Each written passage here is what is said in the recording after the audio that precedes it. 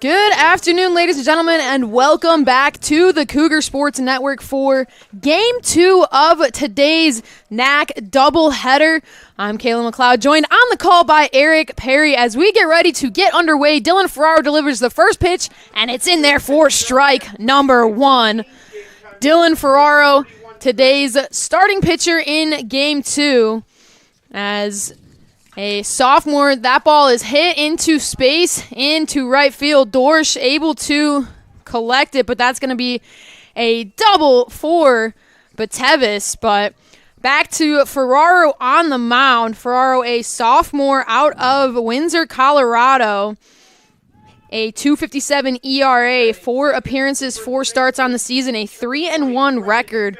21 total innings pitched, and 14 strikeouts, so a force to be reckoned with for this CUC squad. Oh, definitely. Ferraro's the best pitcher for the Cougars so far into the season. Opponents only have a 244 batting average against him, so they're hoping that he can help them pick up the win today and keep their win streak going up to 5. Cougars picked up their first win over the Eagles since 2023 in Game 1 today. A low-scoring game, 3-0 win for CUC, but still looking to get things going. A similar lineup here for the Cougars as compared to Game 1 in the infield. Sperando back at shortstop, and Dom Owens behind the plate for the Cougars. The only two fielding changes as a quick 3-0 count here for Brennan Fisher. Ferraro doesn't usually struggle with his control. He's only allowed 8 walks in his 21 innings pitched. Brennan Fisher batting in the same spot that he was in Game 1 against similar lineups for the Eagles, with Batevis leading off and Fisher hitting in the 2 spot. A 3-1 count here. Batevis taking off, but that's going to be a walk for Fisher, so runners on first and second, and that's going to bring Kyle Campbell up to the plate. And now Benedictine's hoping that they can actually get at least one of these runners on around to score. Big issue in the first game was they stranded 14 base runners. And when you lose a 3-0 game, if you can get even half of them home, then you win easily. Campbell hitting .289 on the season. He swings and fouls off the first pitch he sees. Benedictine only got 4 hits in the first game of this doubleheader. They're just very inconsistent, so they're hoping that they can kind of lock in the consistency here in game number 2. Ferraro delivers this one. A bunt laid down by Campbell. Ferraro able to scoop it. The throw over to Boswell is in time, but it is going to move runners around. So a successful bunt. And the Eagles have runners in scoring position with 1 away. If you're Benedictine, you're very happy with that trade-off. Sure, you got 1 out on the board, but now you got runners on second and third. Good opportunity to score your first runs of the day and to jump out to an early lead in Game 2. So 1 away here. Ferraro delivers this one. Swung on and missed.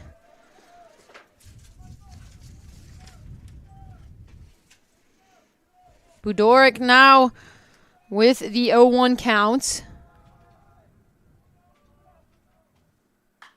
This one connected on, lifted into left field, going foul. Crater chasing it, but popping out of his glove in foul territory. So unable to make the catch, but that's going to make the 0-2 count here. Crater, Sperando, and Buckley all tracking down in foul territory. Crater just an awkward position, went for the bucket catch and couldn't quite contain it. So an 0-2 count for Budoric.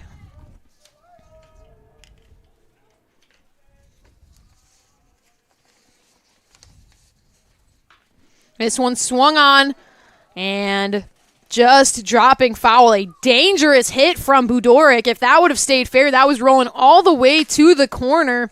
Dorsch trying to track it, but that would have been a easy scoring hit there from Budoric and saved by the foul line, I suppose. As swing and a miss, strike three. Dylan Ferraro collects his first strikeout of the day, and Budoric goes down swinging for out number 2. Now Cougars in a little bit of a better spot here. Still got the 2 runners on, but now they only need 1 more out to get out of the inning. Don't have to worry about any deep fly balls allowing a run now. Nick Castrovillari at the plate for the Eagles. He takes that one upstairs for ball 1. Castrovillari is the second best hitter for Benedictine. Came into the day with a .328 batting average and 20 hits, as well as 14 RBI, and he's hoping to get a few more here. Castrovillari left hitless in game 1, went 0 for 4 at the plate as he takes this one in there for strike 1. And one theme of the first game was that Benedictine's key hitters, the ones that have the best bats, just couldn't get anything going against the Cougars. This one misses outside for ball 2.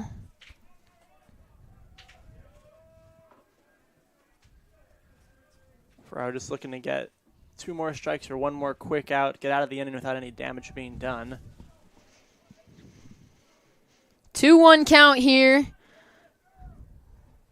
Gonna see a quick time here.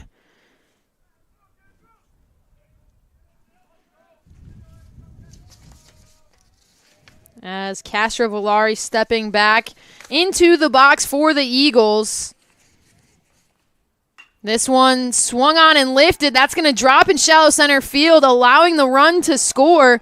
But Tevis is going to score, and the throw not in time. Fisher's going to score as well. So a 2 RBI single for Castrovillari, and the Eagles strike first at the Thunderdome. Finally able to get some runs up on the board and managed to also jump out to their first lead of the day. So for the first time today, the Cougars are trailing. Operating here with 2 outs. Juicy now at the plate. He shows bunt, pulls back, takes that one for ball 1. Now Ferraro's just trying to get a quick out or strike out, any out, just to get out of the first and minimize the damage.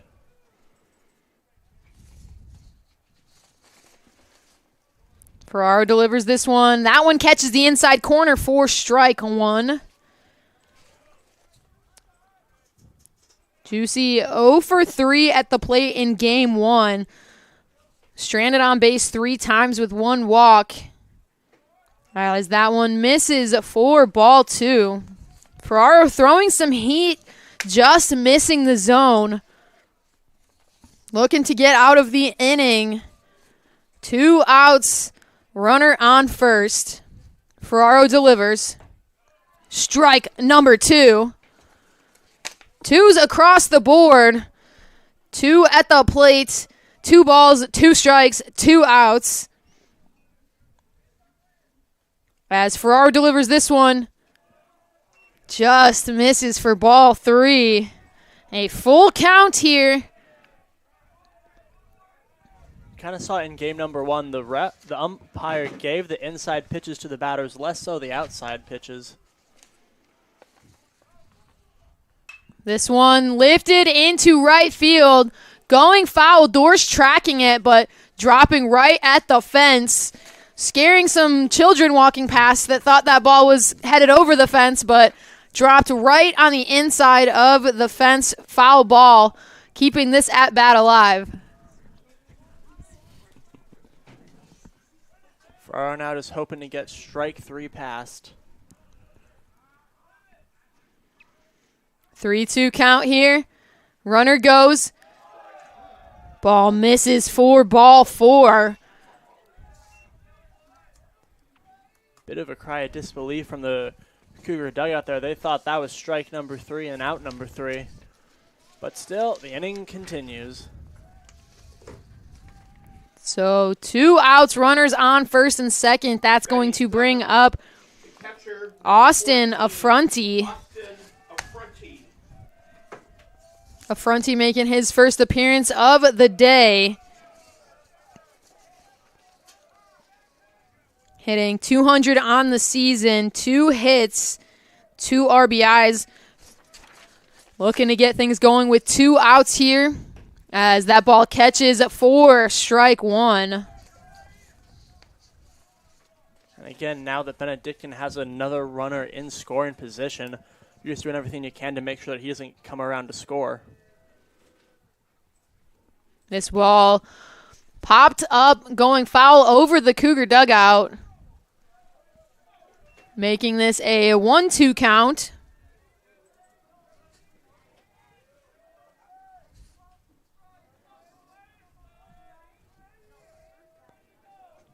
Just need one more strike for the Cougars to get out of the inning and let the bats do the work.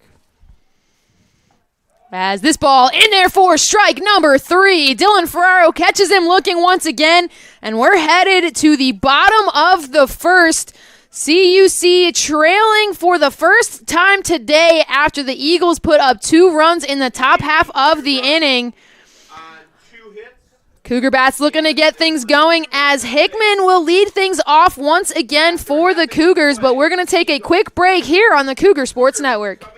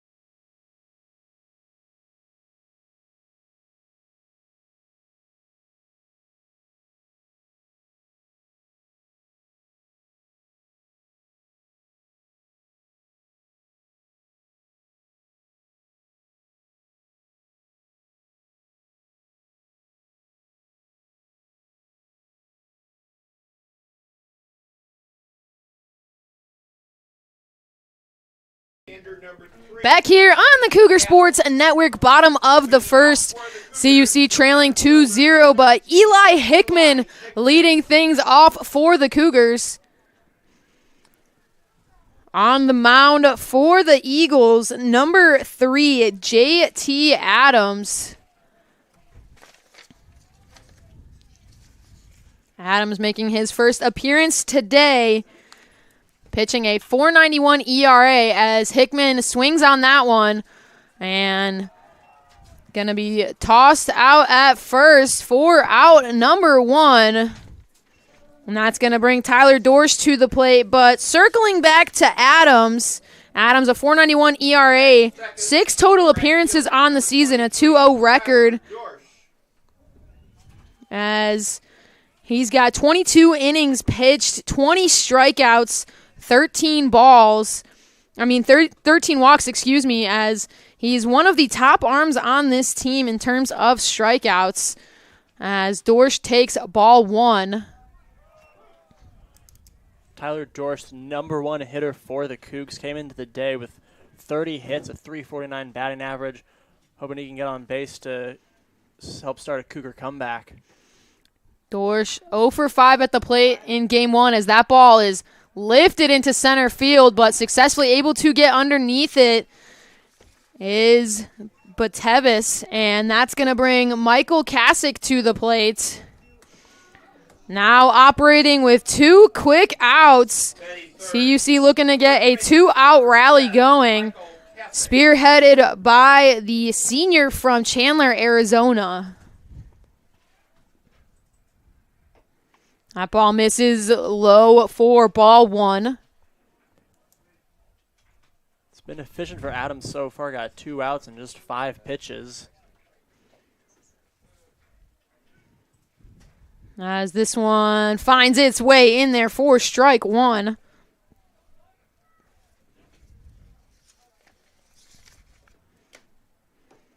Kazak's coming in today with a 3.26 average.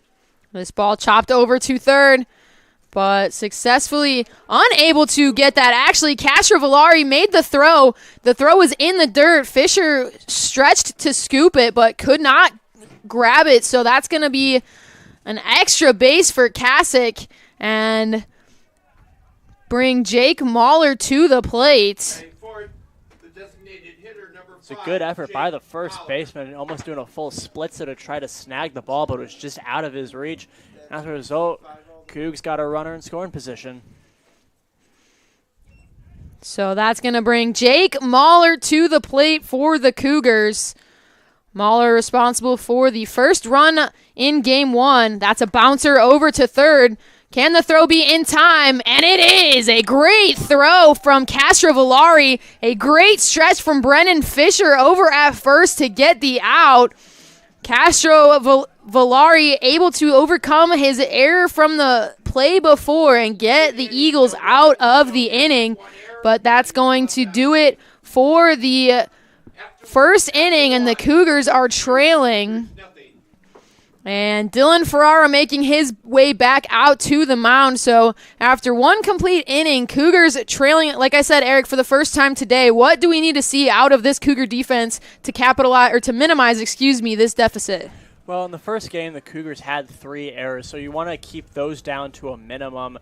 You want to have preferably 0, but 1 or 2 maybe, but you just want to play clean baseball, get the runners out, don't make any big fielding blunders that gives the Eagles extra chances to score.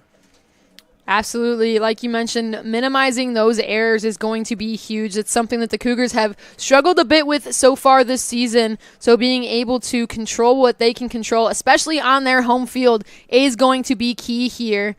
As Ferraro still working for the Cougars. Like we've mentioned before, he's a trusty, reliable arm for this CUC squad. He's only a sophomore, but he started making starts for the Cougars as a freshman. I mentioned before, 21 total innings pitched. And in his 4 appearances and 4 starts, he's got 3 wins on the year, which is a very impressive showing for the sophomore. Oh, definitely. He's been fantastic on the mound so far. And so hopefully he can just kind of shake off what happened to the first inning and get back to the quality that he's been pitching so far this season. And leading things off for the Eagles in the top of the second is going to be Hank Friedrich. He's making his first appearance in River Forest here today. Did not appear in game 1, so a new face for the Cougars to be facing against. Friedrich now playing the left field here in game 2. And looking to get things going for the Eagles here. As he connects to the first pitch, he sees Ferraro able to get it. The throw off the mark, an off-balance throw from Ferraro, but a great hit there from Friedrich. Yeah, just a fantastic bunt down the third base line. Ferraro wasn't able to get a good throw, and even then Friedrich might have had it beaten out. The shortstop, number 4, Zach Fell. Zach Fell now at the plate for the Eagles. Eagles already 1 runner on base. Again, Fell, a new face today, did not appear in game 1 as that ball's popped up, and Kasich able to collect it for out number 1, holding Friedrich where he is, and that's going to bring things back to the top of the order for George Batevis. Eagles follow up a pretty great bunt with a bunt that was less than great. As now Batevis is hoping to move the runner around. Ferraro settling in here And he delivers this one. Swung on, fouled back from Batevis. Bouncing off of the concession stand behind our press box. And Batevis has got some power in that swing. He's got a .529 slugging percentage, so he can really hammer the ball when he gets good contact. This ball misses well inside. Batevis ducking to avoid it.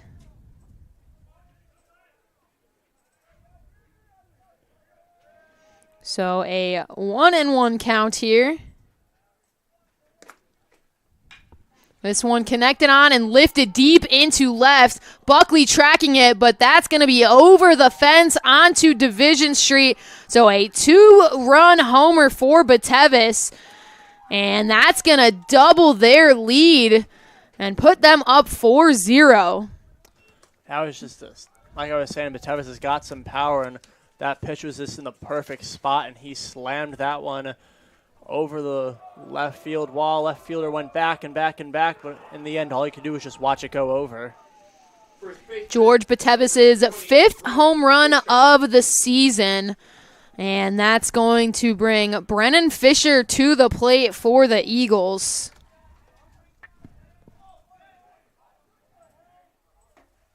That one delivered in there for strike one.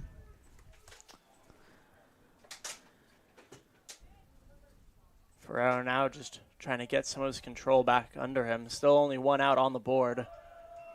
That one misses for ball one.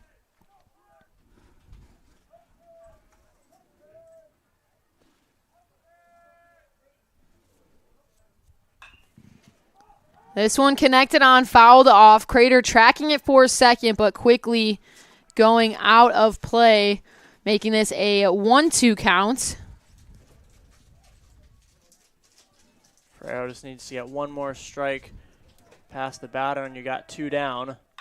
This one connected, hit into the gap, and an easy single for Brennan Fisher as Dorsch reels that one back in.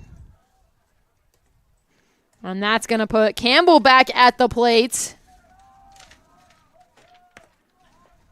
Right fielder, number 15, Kyle Still Campbell. only one out on the board. Eagles got a runner on first. Kyle Campbell looking to move him around now to seconds at least. This one in there for strike one. Campbell thought about swinging, checked it. Should have swung anyway because strike number one was delivered. Good pitches in the top right corner of the zone. This one inside for ball one. Ferrero tried to go opposite there, went upper outside corner first pitch, trying to go lower inside corner with the second pitch. Just went a little bit too low on that one. This one swung off, fouled, tipped back, but that's going to make it a 1-2 count here in favor of Ferraro.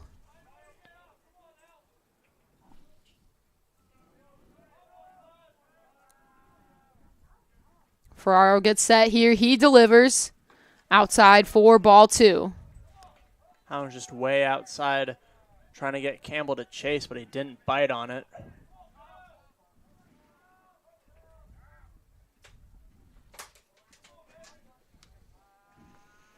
Two-two count here. Ferraro delivers this one, fouled off, keeping himself alive here. With a 1-2 count on him, he's just trying to play have some defensive batting. Guard the plate, swinging whatever comes close. Twos across the board here as that one is fouled off. Fisher over on first for the Eagles. 2-2 count, 1 out. Campbell fighting through this at-bat.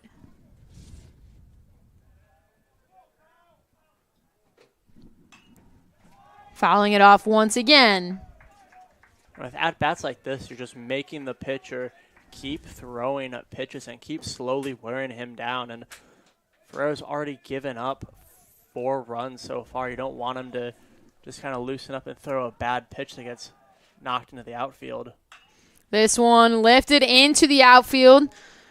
Tracking it underneath it is Buckley, and he's able to successfully grab it for out number 2. That's going to hold Fisher at first. Weather playing a bit of a factor here today. We saw Buckley tracking it in multiple different directions there, something that we saw come into play in Game 1, whether it's the strong gusts of wind or the overall brightness here today. Granted, it's not very sunny, but it is a very bright day in River Forest, so making that ball sometimes hard to track and keep track of as the wind picks up and dies at various times. Yeah, it was that last fly out by Campbell. You saw the ball go straight up. Left fielder was tracking it, and it just slowly started to drift more and more left. He was able to make the catch. This one misses outside for ball 1. Budoric 0 for 1 at the plate here in Game 2.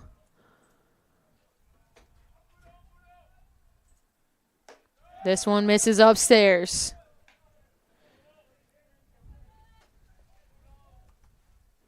Ferrer's control has been hit or miss so far. He's been off at times, and then it seems like on occasion when he gets it into the zone, he's been getting hit. This one fouled off, making this a full 2-2-2 count. 2 balls, 2 strikes, 2 outs. Fisher still camped over at first.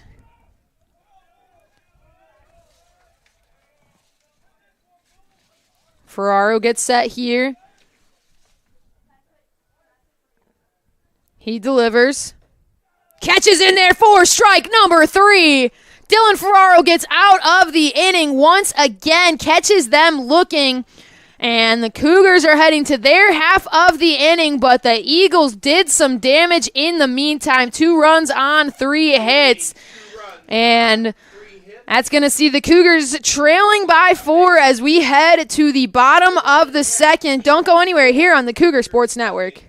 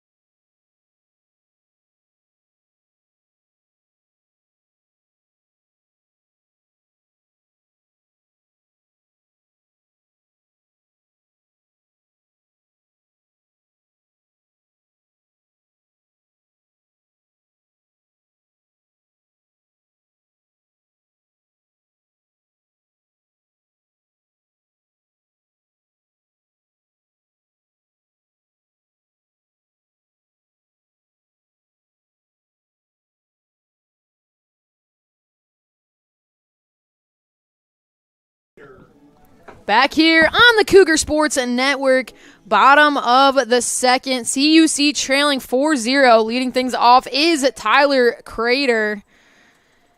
JT Adams still dishing on the mound for the Eagles. He delivers that one in there for strike 1. Crater checking his swing on that one. Checking to see if there was a swing. No good on that. Crater's trying to create some offense for the Cougs. Got a solid hit to start the inning. This ball bouncing in the dirt here for ball 2.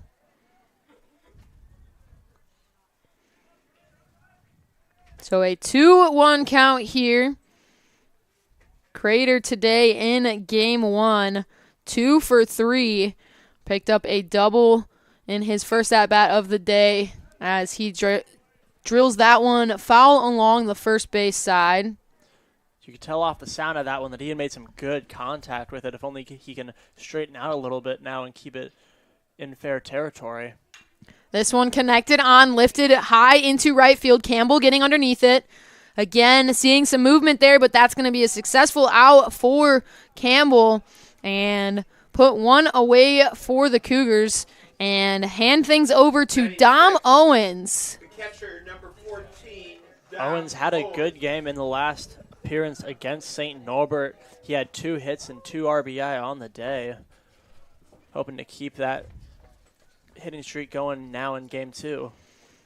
Owens been seeing a lot of time this season as a catcher for the CUC squad, but also having some success from his bat, hitting a .435, 7 appearances on the season with 7 games started. As he connects with this one, sends it over the third base line. An off-balance throw comes off of the base, but Owens is going to be safe. Fisher getting over to catch it, but a great grab over on that third base line. A tough grab nonetheless, but that's going to be a safe base there from Owens. Yeah, good play by Fisher to just keep running and track the throw and make sure that it couldn't get past him, that Owens couldn't take an extra base. And that's going to bring Cam Buckley up to the plate for the Cougars. Buckley today 0 for 3 at the plate with 1 walk. As he shows bunt, fouls that one off. That bunt went directly down and backwards, kind of the opposite direction of where you want it to go. Buckley batting .379 on the season, as he's hoping to get things moving here with Owens on first. Thought about swinging left, it took ball 1, makes this a 1-1 count. Just trying to do anything here to start to slowly cut into this 4-0 Eagle lead.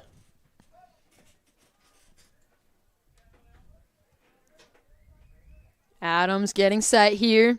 He delivers well away from him. That's going to give Owens plenty of time to get over to second and makes this a 2-1 count.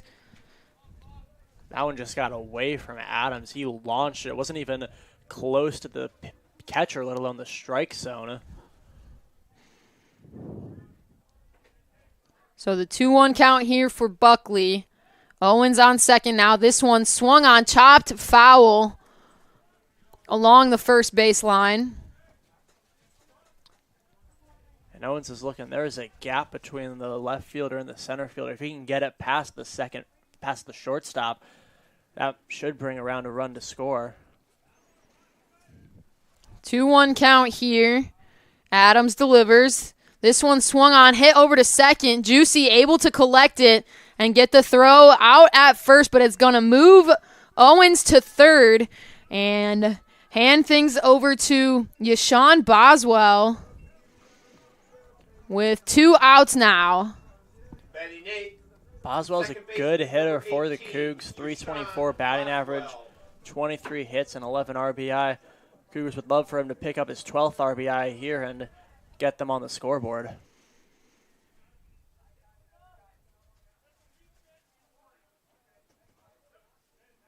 A little bit of some communication happening between the umpires.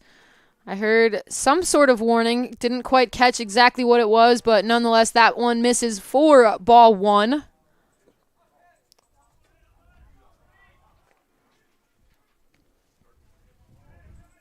Boswell in game 1 here today, 0 for 2 at the plate. He had 2 walks, so was able to get on base after some competitive at-bats, as he's looking at the 2-0 count here in his first at-bat of game 2. Adams tried to go for bottom of the strike zone both times and didn't find it. So now he's got a less than ideal pitch count.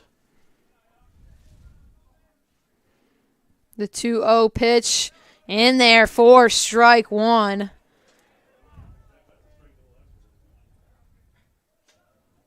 I think that was the area he was trying to find with the first 2 pitches, and third time's the charm with that one.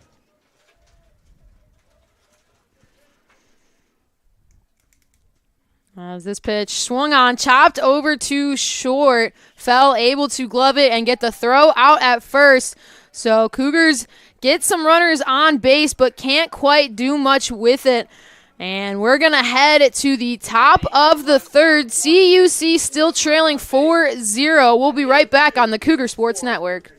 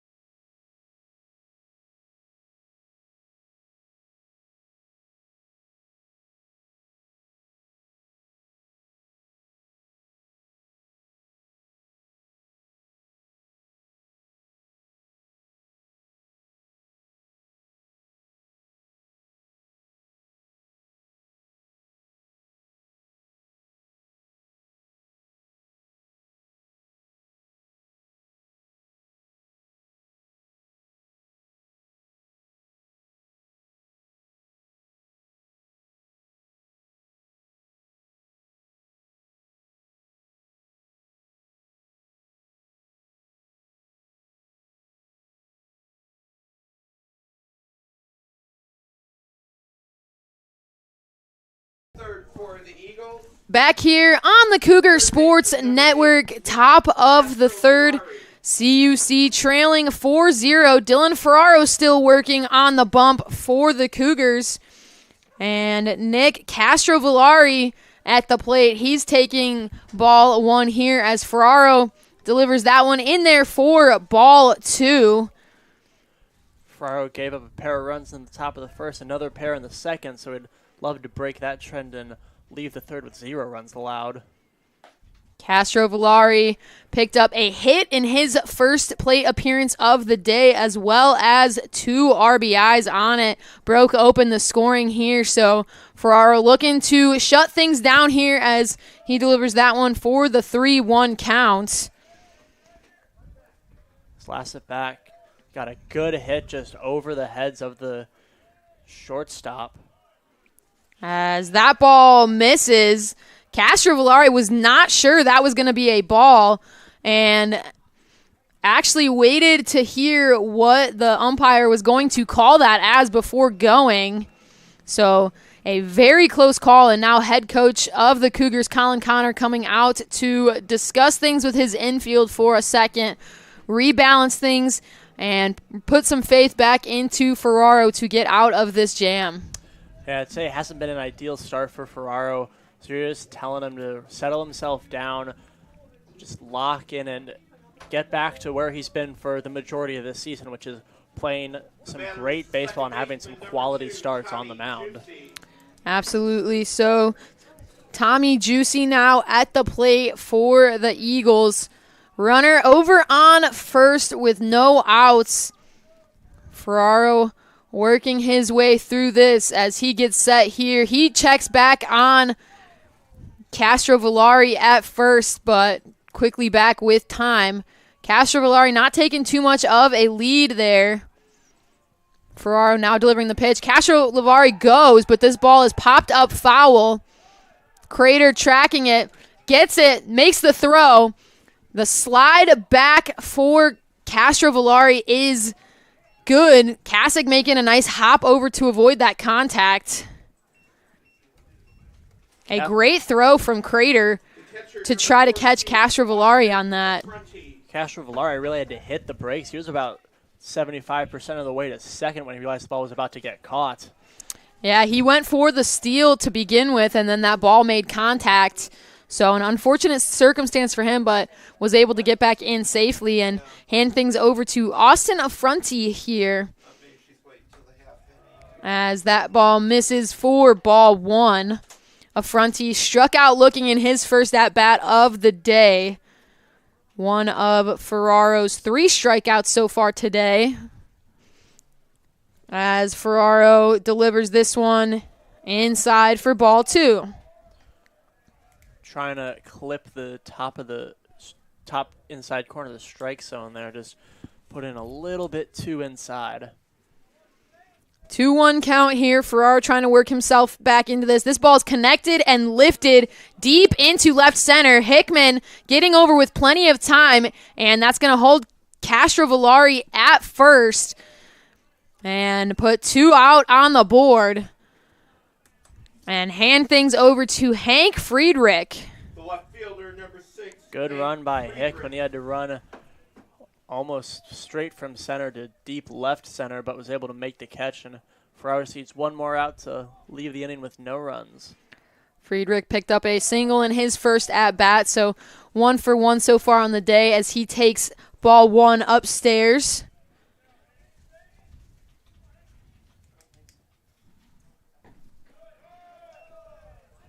That one misses for ball 2. A 2-0 count here for Friedrich. Castrovillari still over at first with 2 outs. Ferraro delivers this one. Swung on, fouled off along the third base line.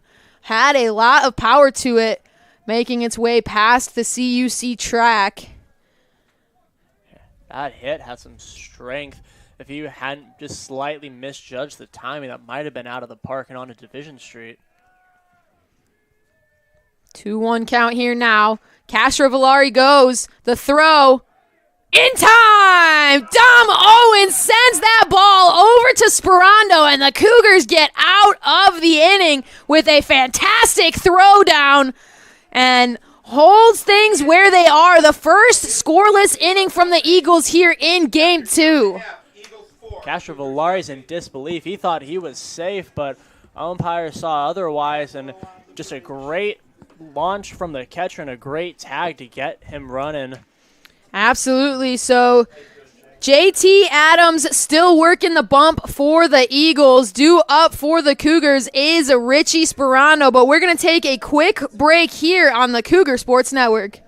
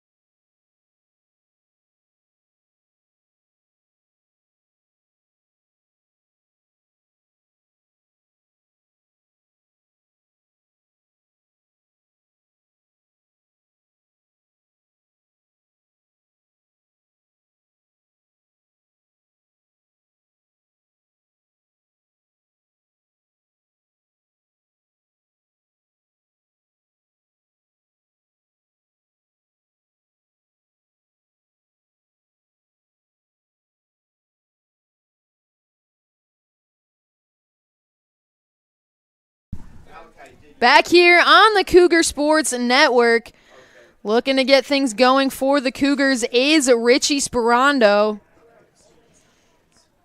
As I mentioned, Adams still working on the bump for the Eagles.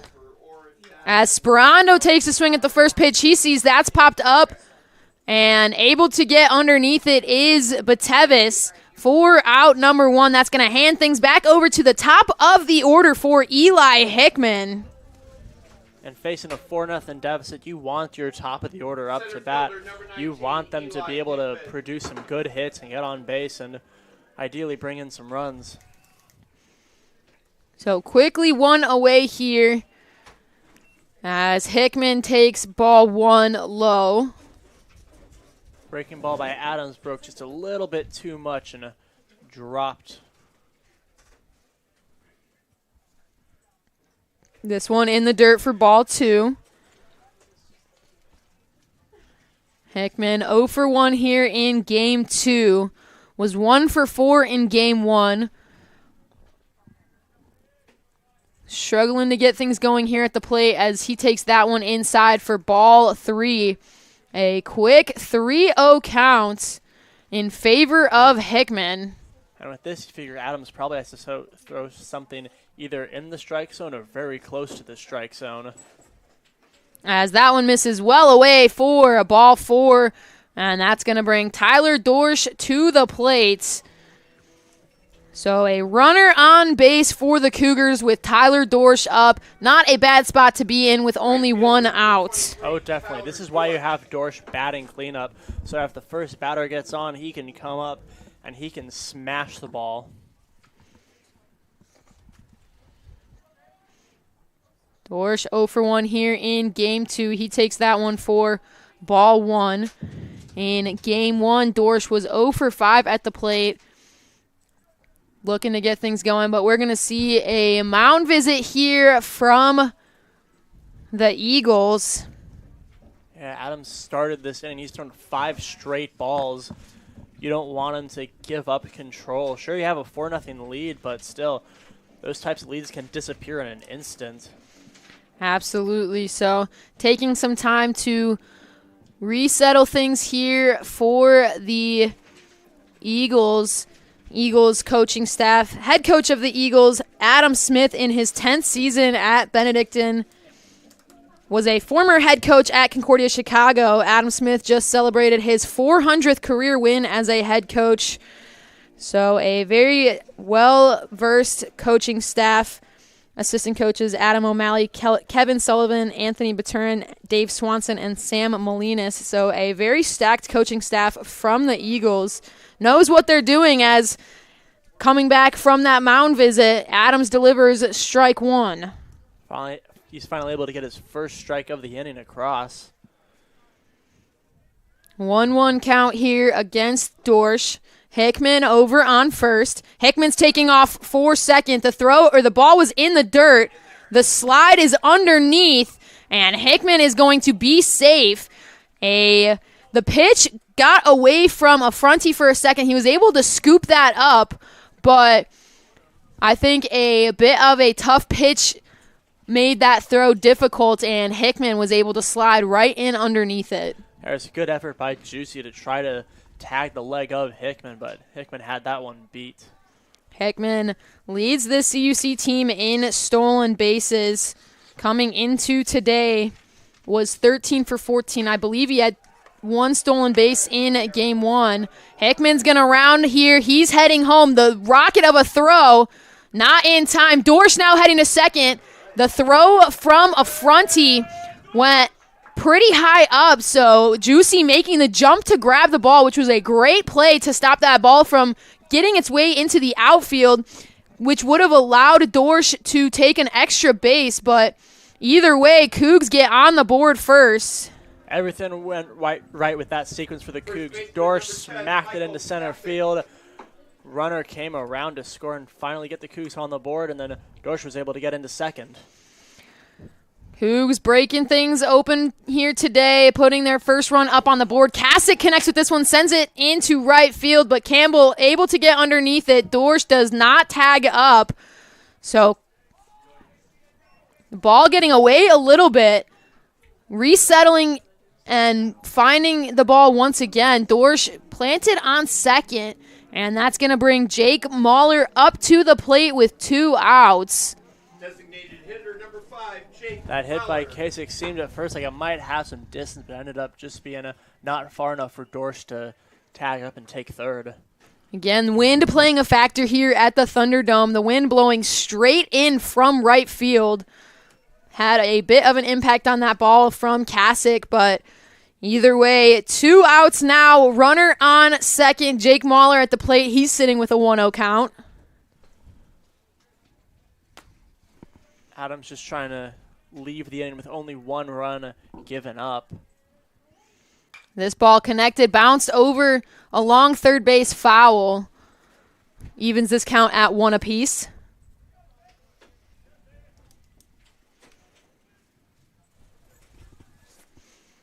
Mahler in Game 1 today was 1 for 3, but his one hit was the solo home run that put the Cougars on the board first. He's chasing his first hit here of game 2 as this ball once again a chopped foul in a very similar spot. Almost identical hits bouncing right in front of assistant coach for the Cougars, Connor Nelson. And Mahler had that deep home run to left in game 1, hoping that he can do something quite similar here, except this time instead of a solo, it would be a 2-run shot. This ball now chopped fair. Dorsch holding at second. The throw not in time.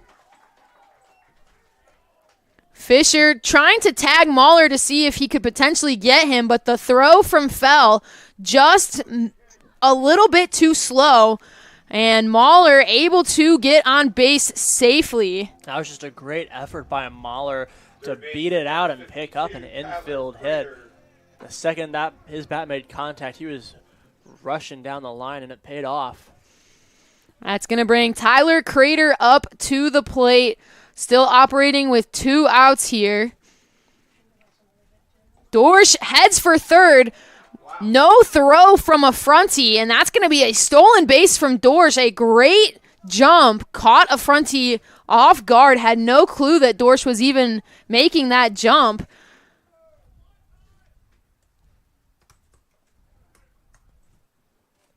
That was just a fantastic jump by Dorsch, and by the time a frontie realized Dorsch was going, it was way too late. Didn't even bother trying to make a play at him.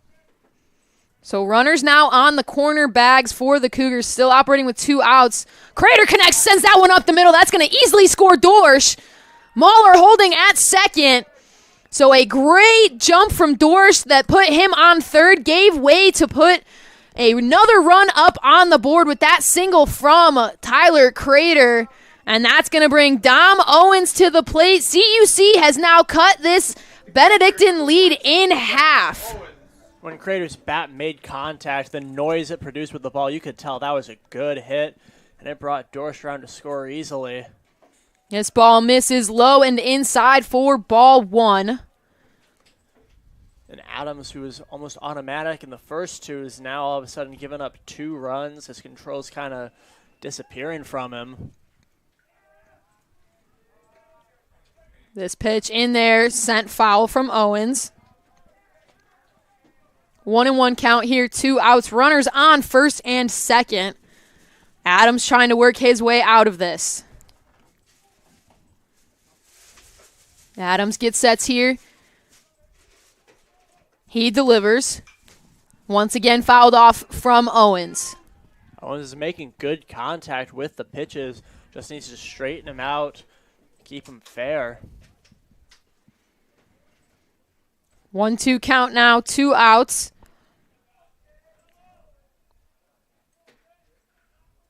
Adams takes a look at Mahler at second, delivers this pitch. This is popped high into left field. Coming in to grab it is Friedrich, and just barely doing so in fair territory was Friedrich for out number 3.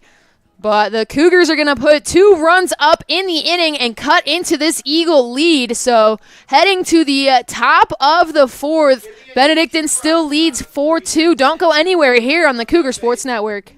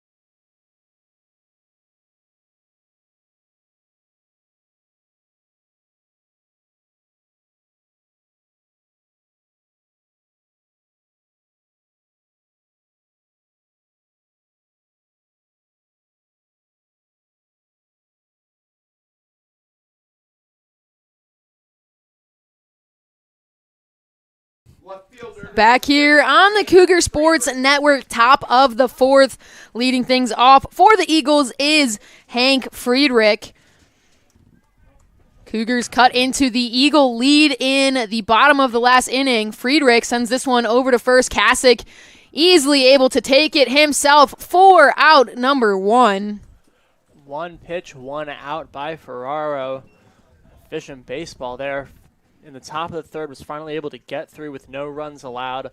Seemed to be getting his placement and his control back under him now. And now the bats have done some work, and he's just got to keep his pitching going. That's going to bring Zach Fell up to the plate, who takes that one for strike one. Fell 0 for 1 here in game number 2, looking for his first hit of the day. Ferraro delivers this one inside for ball 1. Fell's got a good eye. Has 14 walks on the season. He's good at getting on base. This one missing for ball 2. That one looked to be just barely outside. As quickly Ferraro falling behind in this count. A 3-1 count here in favor of Fell. Ferraro delivers this one. Hit and high into right center. Coming in and getting underneath it is Tyler Dorsch for out number 2. And quickly, 2 up, 2 down. The Cougars are in a good spot, but the Eagles at the top of their lineup now with George Batevis. The Cougars just hoping to get out of the inning and get right back to batting. They had momentum, scored 2 runs. They'd love to jump on the Eagles again and put some more runs on the board. Ferraro delivers this one. Misses outside for ball 1.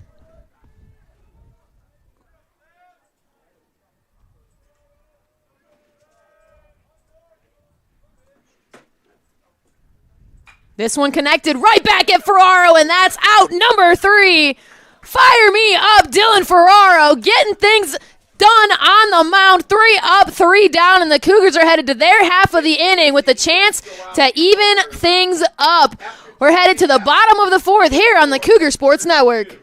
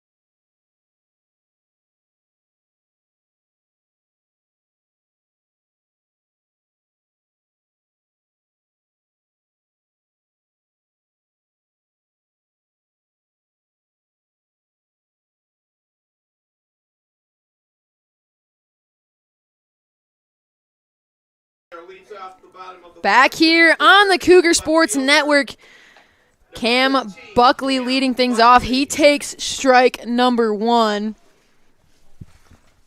Adams is back pitching despite giving up a pair of runs in the bottom of the 3rd. Cam Buckley connects with that one, but it's going to take a bounce over at short and still going to be tossed out. Fell to Fisher for out number 1.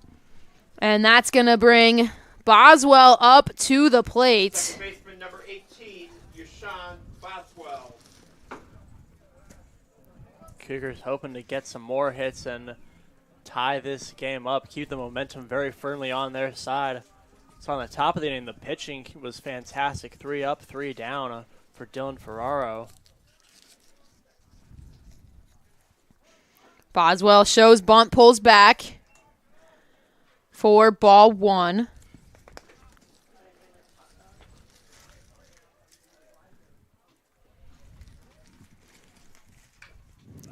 Boswell swinging through that one for a foul ball.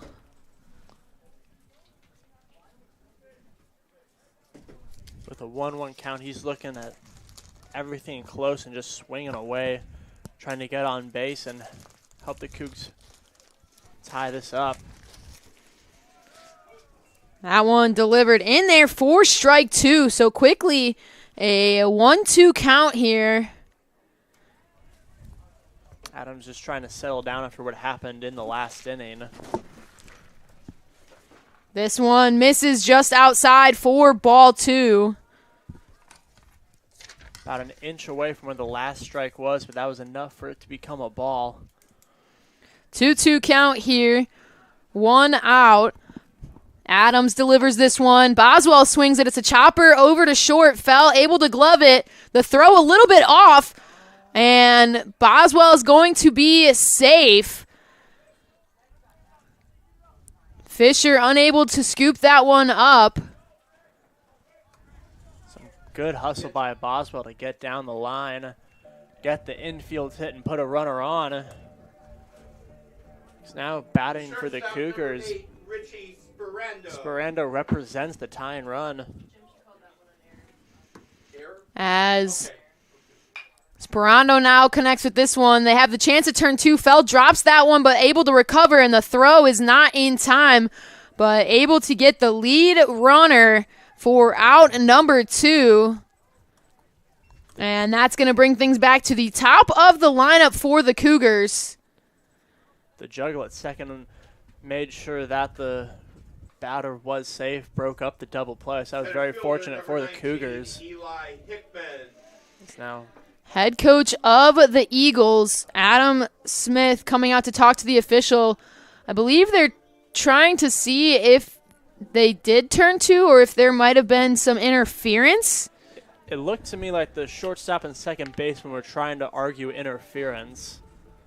But in the play, in the moment, it didn't look like that to me. It was a close play there. I know that there was Fell had a tough time picking up the ball, so getting it over to second took a bit of time. Boswell making the slide in. Juicy got the throw, but I'm unsure if that's exactly what they're looking at, if Boswell might have gotten in the way for interference. They are going to call Sperando safe at first. So everything as usual, and that's going to bring Eli Hickman to the plate for the Cougars. So still operating with 2 outs here.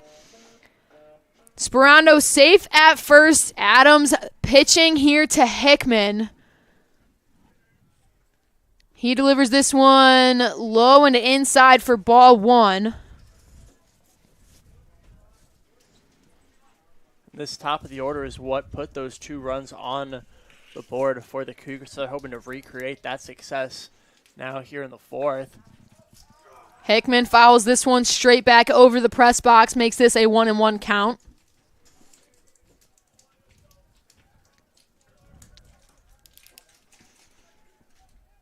You have Tyler Dorsch on deck who can really hit, so you're just hoping for Hickman to get on base, get a runner in scoring position. As this ball is hit into the gap towards right field, Sperando's going to round second and head to third. Hickman holding at first.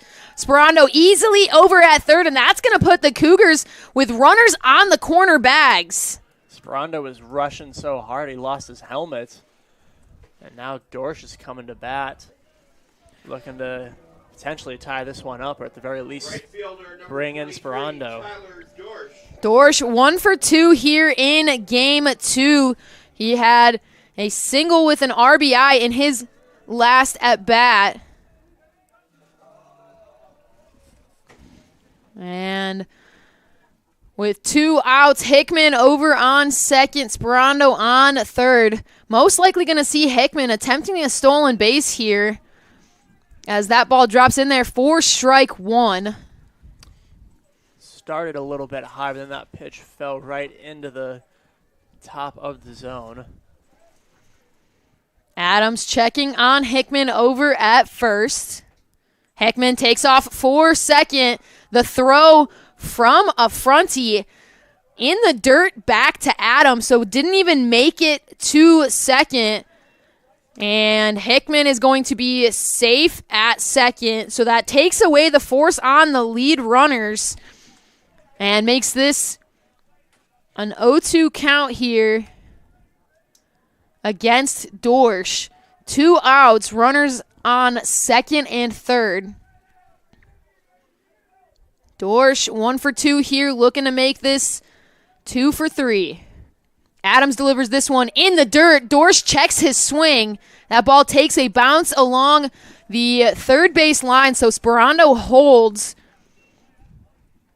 Dorsch now sitting with a 1-2 count. Now that there's a runner on second, if he just gets a good hit here, that almost certainly brings both runners around to score and ties it up. 1-2 count. Adams delivers. Dorsch swings on it and is going to get tagged out, so that's going to end it in the bottom of the fourth. And Cougars, unfortunately, unable to capitalize on the runners on base. And we're going to head to the top of the fifth. CUC still trailing 4-0. Ferraro still working on the bump for the Cougars, but we'll be back with some more action here on the Cougar Sports Network.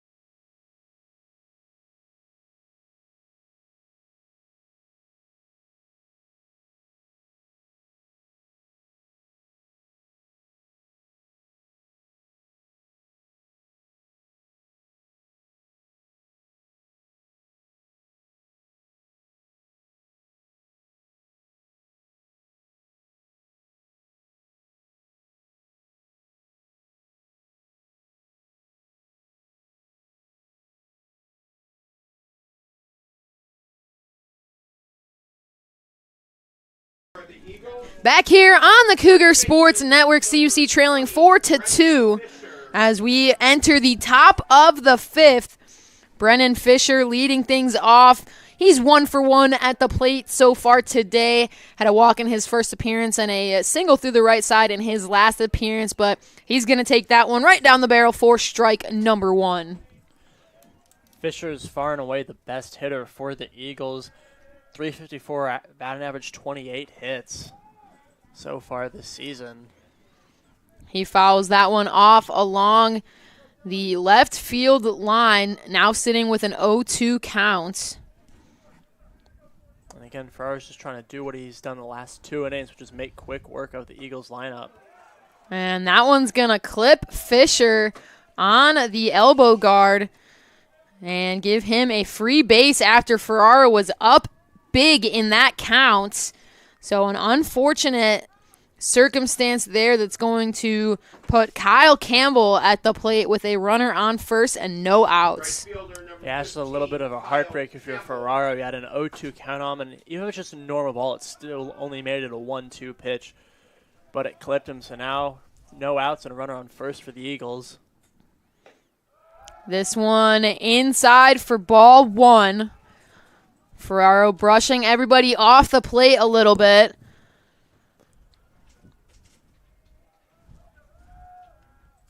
Campbell so far today 0 for 1. As this one misses low and inside for ball 2.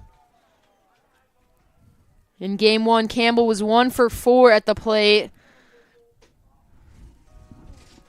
with 1 strikeout and 1 walk. But the infielders coming to have a quick chat with their pitcher in Crater and Kasich. Two Arizona guys coming to talk to a Colorado native. So the CUC infield from across the nation as Ferraro resettles in and locks in here, delivers this pitch, fouled off, making it a 2-1 count. Telling him to just settle down, get his control back under him. Still only a runner at first. You just got to go out by out if you get a good double play ball. Ferraro checks on Fisher over at first. Fisher diving back safely.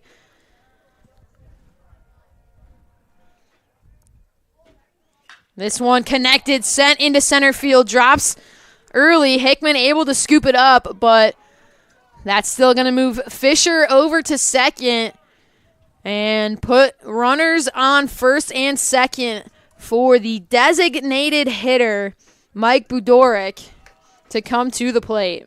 And still no outs yet for Ferrero in the Cougars.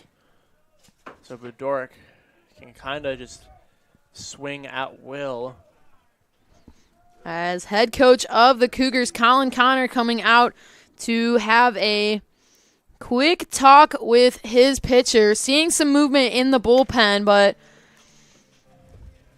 Coach Connor leaving the faith in his sophomore pitcher as he has not motioned for the bullpen, so just gathering the infield to reassess and readjust a little bit. But with Budorick at the plate, already 2 strikeouts here on the day coming from Ferraro. Ferraro has 3 strikeouts today in general, and 2 of them from Budorick. So a really good spot for Ferraro to be in, as he's proven that he can pitch to Budorick.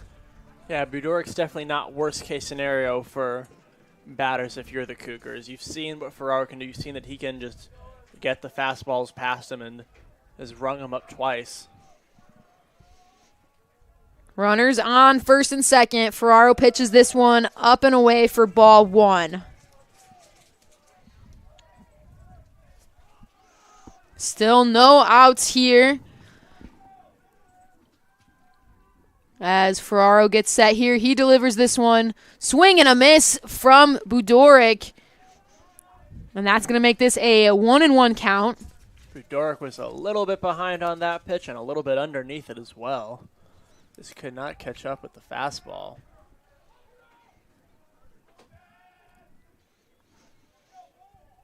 One and one count now. Ferraro checking on Fisher at second. Delivers this pitch. Budorick shows bunt. That's a long bunt going to third. Crater scoops it, but nobody covering third to get that in. So that's going to be a successful bunt for Budorick. And that was just a perfect bunt. It was down the third base line. Third baseman went for it, and there was nobody covering the bag. So as a result, everybody's safe, and the Eagles still have no outs.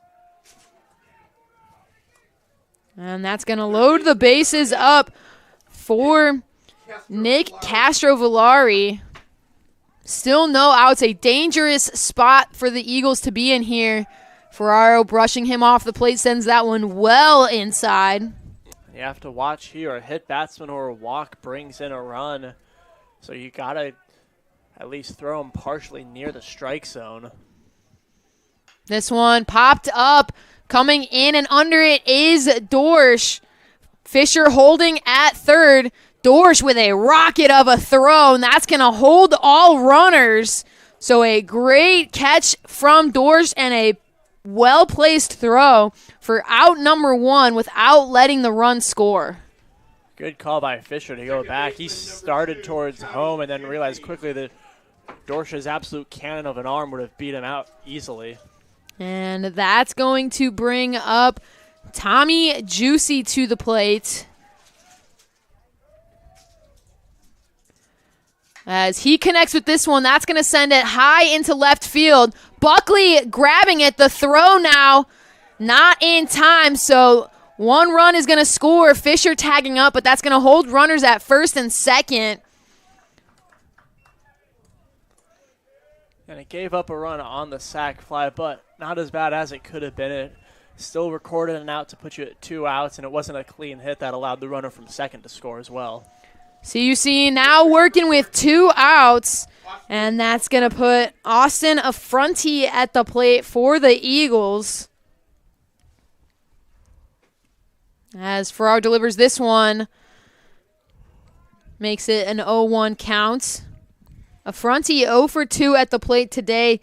Strikeout in his first at-bat and a fly out to center in his second. 0-1 count here. Runners on first and second. Ferraro delivers this one. Swung on, lifted high into right center. Dorsch coming under it and is able to get the out and get out of the inning. But the Eagles able to put a run up and make this a 5-2 game as we head to the bottom of the 5th. CUC now trails by 3 runs, looking to get things going. Don't go anywhere here on the Cougar Sports Network.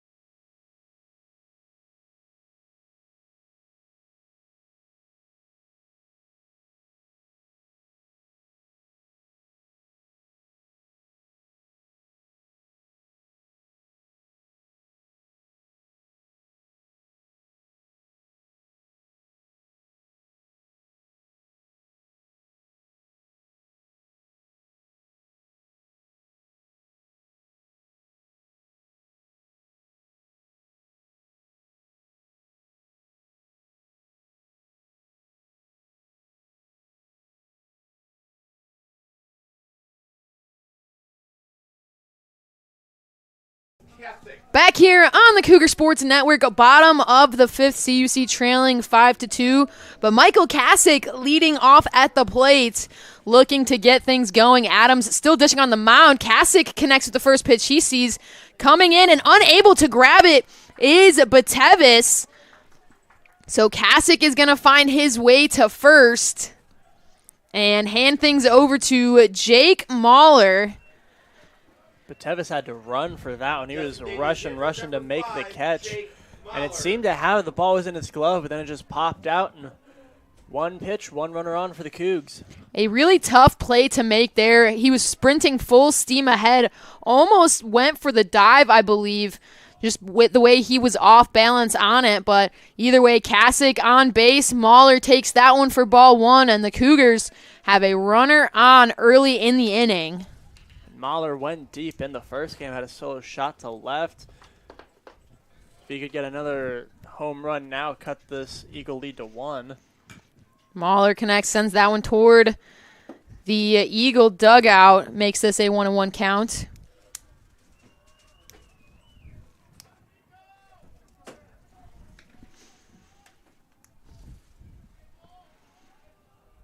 Bit of a chilly day here in River Forest.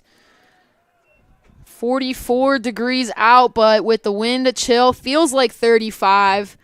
Sun went away after about 12:15 today, so bit of an overcast, making it a bit chilly as well. Wind picking up here and there as Adams checks on Kasich over at first, safely back with plenty of time. Yeah, it might be chilly here, but the Cougar bats are hoping to heat up and cut into this lead.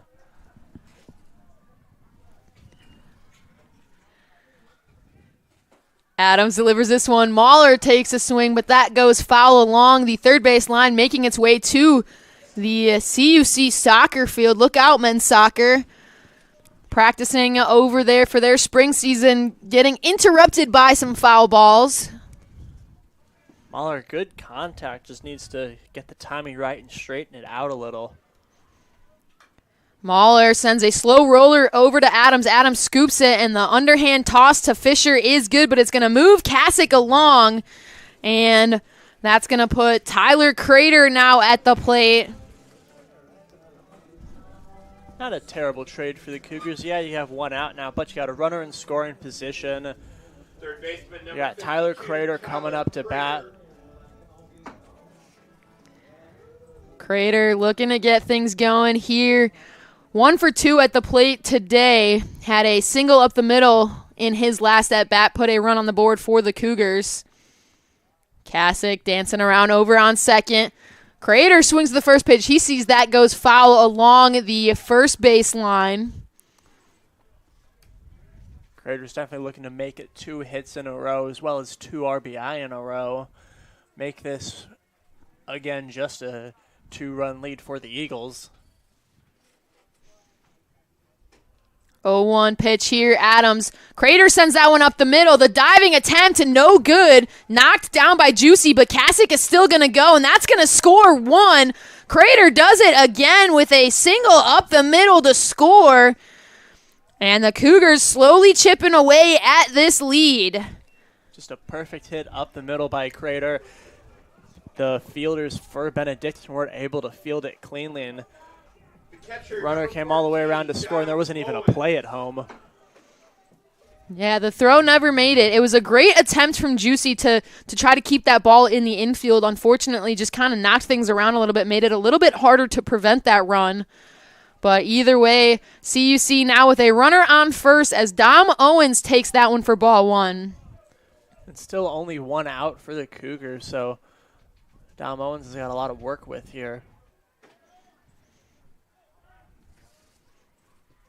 Adams delivers this one. Owens leaves it for strike 1.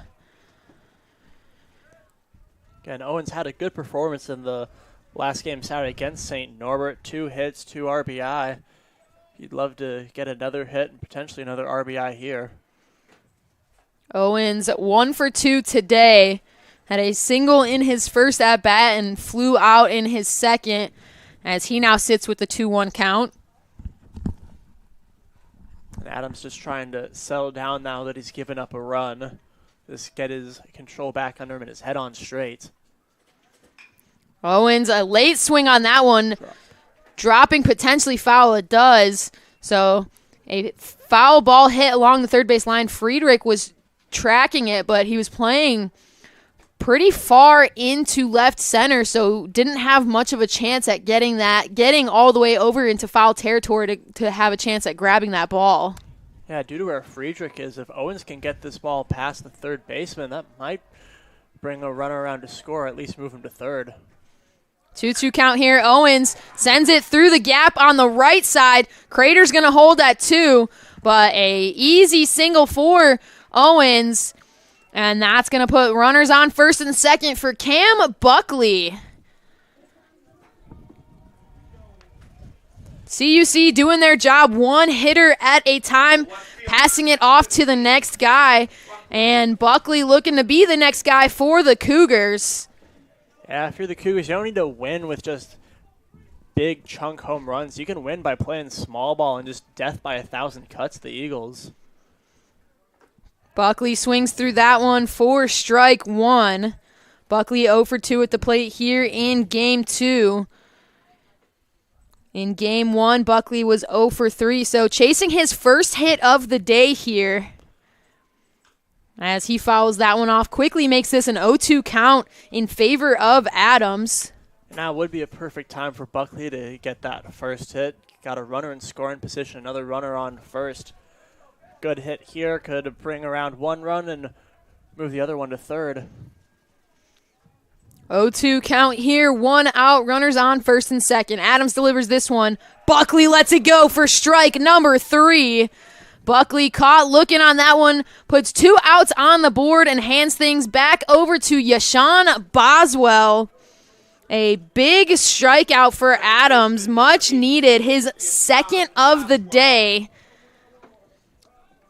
Yeah, Adams has been getting outs through flyouts and groundouts, not necessarily the Ks, but got the second one there at a perfect time. So now 2 outs here.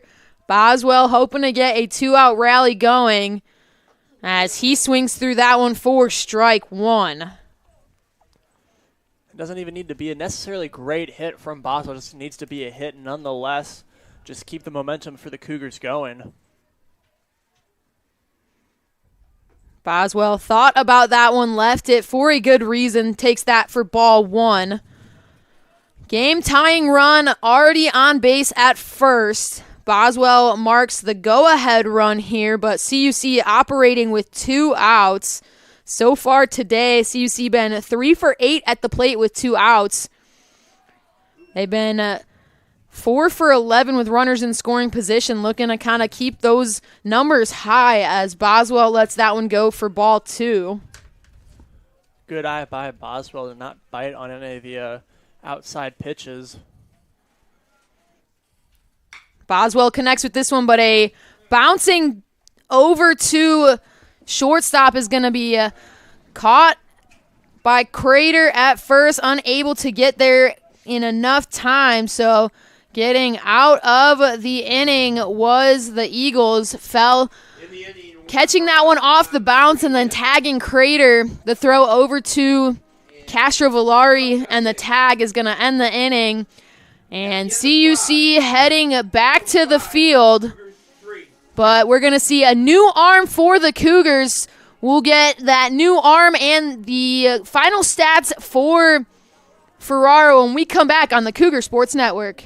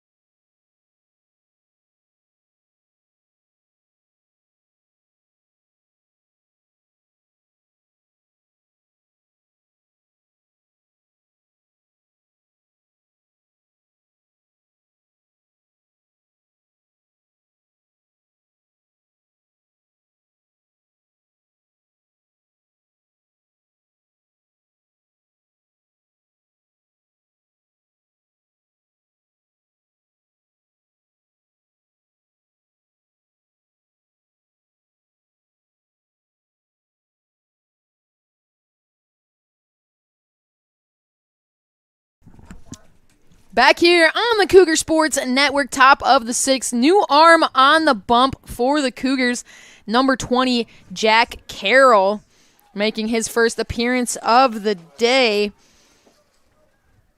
Carroll, 3.97 ERA, 7 total appearances on the season, 11.1 innings pitched, 8 total strikeouts as he delivers strike 1 against Friedrich. Carroll coming in, hoping to keep the score where it is, keep it just a 2-run Benedictine lead. As this one inside for ball 2. Final stat line for Dylan Ferraro, 5 innings pitched, 7 hits, 5 runs, 3 walks, 3 strikeouts, 25 batters faced, and 79 total pitches from the sophomore, as that one is in there for strike 2. 2-2 count here.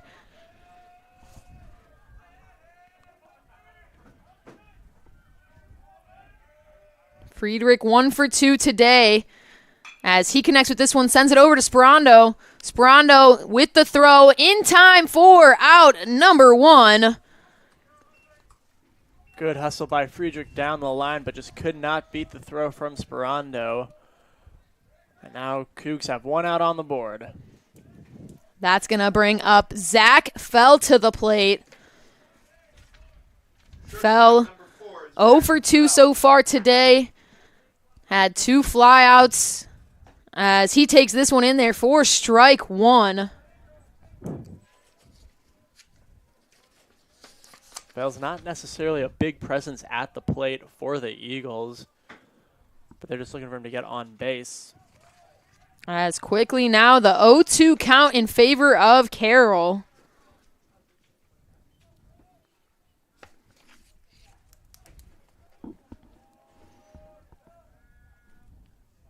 Carroll gets set here. He delivers. This one hit foul towards the Cougar dugout. Makes its way all the way down to the Cougar bullpen, actually. I mentioned it in game 1, but the Cougar dugout stays hot and ready at all time. They were ready for that ball coming in. I saw about 3 hands going up trying to catch that foul ball with some heat, but unfortunately just going a little bit far and making its way to the bullpen, as the 1-2 count here.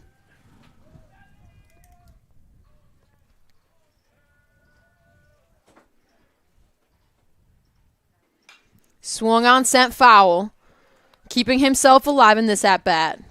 Fell's been making some good contact with the last 2 pitches. Unfortunately for him, they just all gone foul. So now he's just trying to straighten it out a little bit. 1-2 count here. Carroll delivers.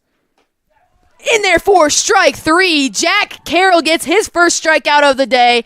Catches Fell looking and puts 2 outs on the board. Good work by Carroll. 2 quick outs. Now just trying to get a quick out number 3. That's going to bring up George Batevis to the plate for the Eagles. Batevis 2 for 3 so far today. Had a 2-run homer in his second at-bat, so definitely a threat at the plate for the Cougars, but Carroll delivers that one upstairs for ball 1. Yeah, you definitely want to be careful with how you pitch to Batevis. You don't want to give him something that he can hit, otherwise he will make you pay for it. As he swings through that one for strike number 1.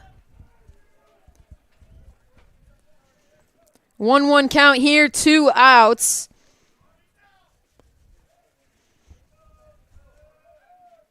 Carroll delivers this one. Just outside for ball 2. Batevis thought about swinging, left it. Cougar dugout thought that was in there, but misses wide for ball 2.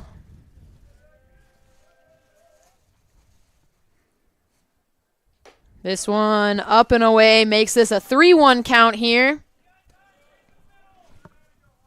Carroll's clearly trying to paint the outside corners and get Batevis to chase, but Batevis has not been biting. Carroll delivers this one. In there for strike 2. Makes this a full count. 3-2 count, 2 outs.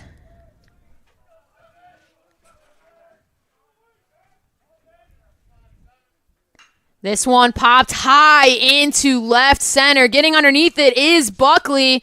And 3 up, 3 down. Jack Carroll gets the Cougars out of the inning.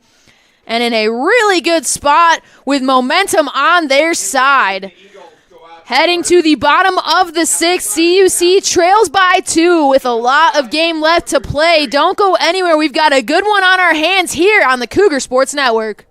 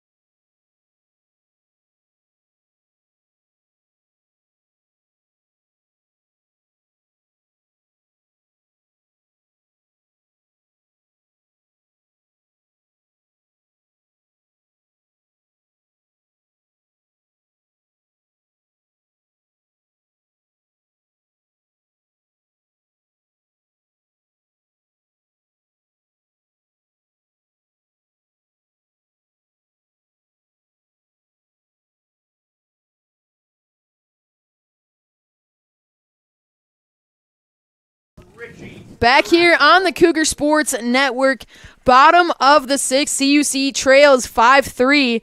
Richie Sperando leading things off for the Cougars. Adams still pitching on the mound for the Eagles. Done a good job of holding the Cougars so far, but CUC trying to find some momentum here as Sperando sends a bouncer over to Fell. Fell collects it, and the easy throw over to Fisher. 4 out, 1. Adams is still pitching well on the mound, but has given up runs in 2 of the last 3 innings, so he's hoping that he can get his control in a more consistent place to where he stops giving up runs and stops the bleeding. But that's going to bring up the top of the order for the Cougars. Eli Hickman at the plate. He takes strike number 1. Hickman 1 for 2 at the plate today. Had a single in his last at-bat, a walk before that. As he fouls that one off, makes this an 0-2 count early. Cougars still have plenty of time, but they'd like to start the comeback now so that when you get later in the game, you have less ground to make up. This one in the dirt for ball 1. Hickman in game 1 today, he was 1 for 4, but picking up stolen bases in both games as this ball high and away for ball 2 makes this a 2-2 count. Hickman is a beast on the base paths for the Cougars. He's now 15 for 16 on stolen base attempts this season. That one in there for strike 3. Adams catches Hickman looking, and that's going to bring Tyler Dorsch up to the plate with 2 outs. Right fielder, number 23. Dorsch 1 for 3 here in game 2. Had a strikeout in his last at-bat, but before that had a single with an RBI that got things moving a bit for the Cougars. But he takes a look at strike 1. Dorsch has been a leading hitter for the Cougars this season. They just need him to produce some more here, get a hit, and get on base. Dorsch sends this to center field. Making the diving catch is Batevis. 4 out, number 3. A great diving catch there from the center fielder, and that's going to retire 3 up, 3 down for the Cougars and make CUC go back to the field to play defense.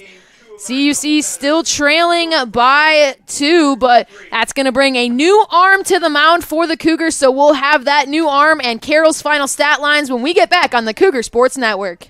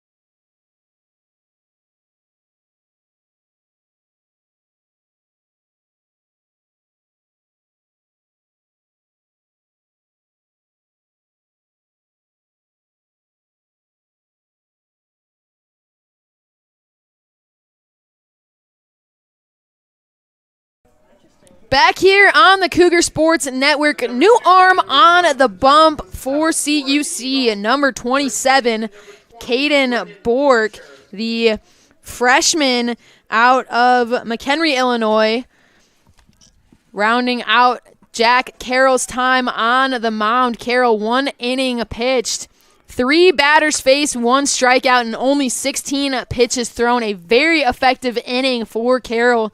Bork looking to continue that trend as he delivers strike number 1 against Brennan Fisher.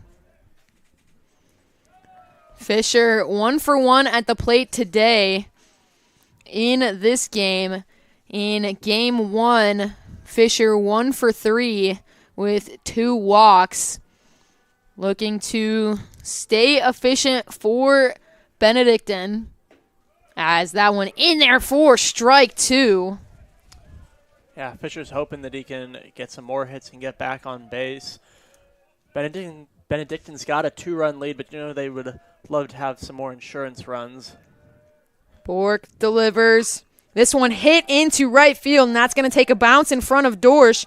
So a base hit for Fisher. And that's going to hand things off to Campbell with 1 runner on.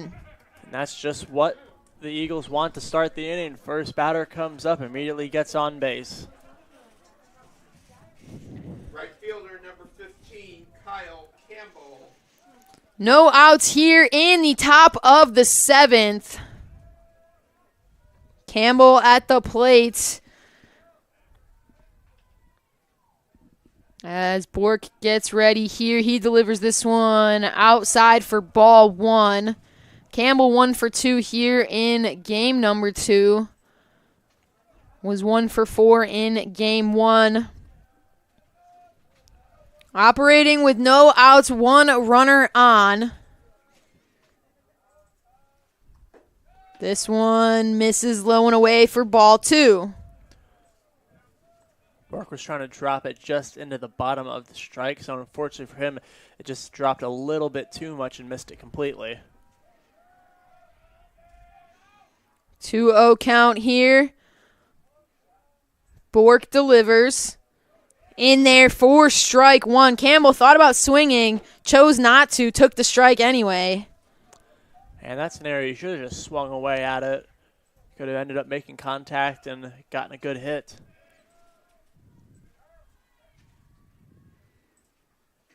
Two 2-1 count now. Bork delivers this one. Low for ball 3.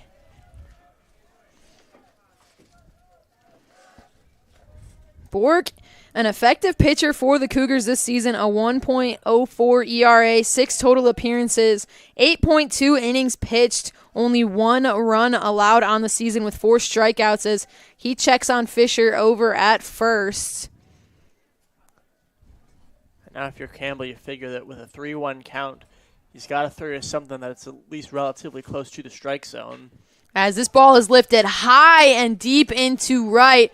Getting underneath it is Dorsch, and Fisher does not tag up on it. So out number 1 on the board. Fisher holding at first, and that's going to bring the designated hitter up in Mike Budoric. Number 12, Mike Budoric. Good call by Fisher, not tag up and try to go to second. We've seen the can of an arm that Dorsch has. He can throw out runners almost at will. Budoric initially in his first 2 plate appearances today, 2 consecutive strikeouts. In his last plate appearance, had a single to third off of a long bunt that loaded the bases up. So looking to continue that upward trend after a couple strikeouts. But this is another high rocket hit into shallow infield. Coming in and underneath it is Boswell, who's able to grab it for out number 2. And holding Fisher once again. And that's going to bring up Nick Castro-Valaria. Third baseman, number 8, Nick Castro-Valaria. Good start to the inning for the Eagles. First batter got on, but since then, 2 quick flyouts. Castro-Valaria, 1 for 2 at the plate today. His lone hit coming in the first inning. As that ball gets past Owens, Fisher taking a slight jog over to second, checking back the entire time. Not much urgency there from Fisher. No, he knew that that ball got far away from Owens, so he had a relatively easy journey to second. The 1-0 count here from Bork. Misses high for ball 2.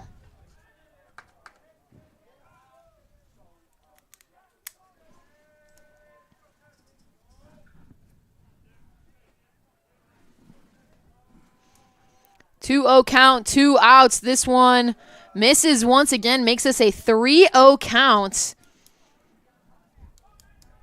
Bork behind in this at-bat, looking to get out of it. Got to throw strikes now, or at least something that he thinks is going to get Castrovelli to chase. This one misses outside for ball 4, so a 4-ball walk. It's going to put runners on first and second and bring up Tommy Juicy with 2 outs in the top of the 7th. One upside is now you have a force out at every base except home, so a quick ground ball to the third baseman, all he's got to do is step on the bag. This one in there for strike 1.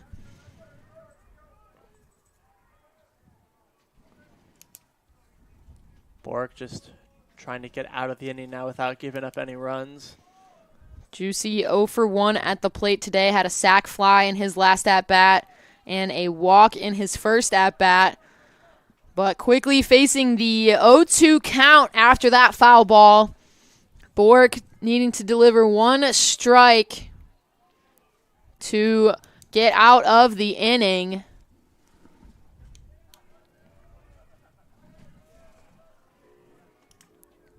Oh, 2 count. Bork gets set. He delivers just outside for ball 1. He's trying to get Juicy to swing, but Juicy saw it come and did not bite. Just watch that one go a little bit wide. The 1-2 now. Bork delivers this one. Misses outside for ball 2. Cougar dugout likes that pitch, but just missing. Makes this 2s across the board. Number 2 batter. 2 balls, 2 strikes, 2 outs. Juicy looking to keep this inning alive. Bork looking to end it here. Bork steps off. Resets.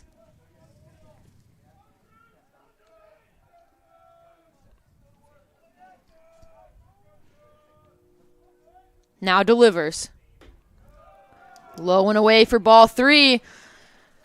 Bork had the favorable count early on here with the 0-2, and 3 consecutive balls is going to make this a full count here. Runners going on the pitch. This one hit high into shallow center field. Hickman making the diving attempt, can't get there.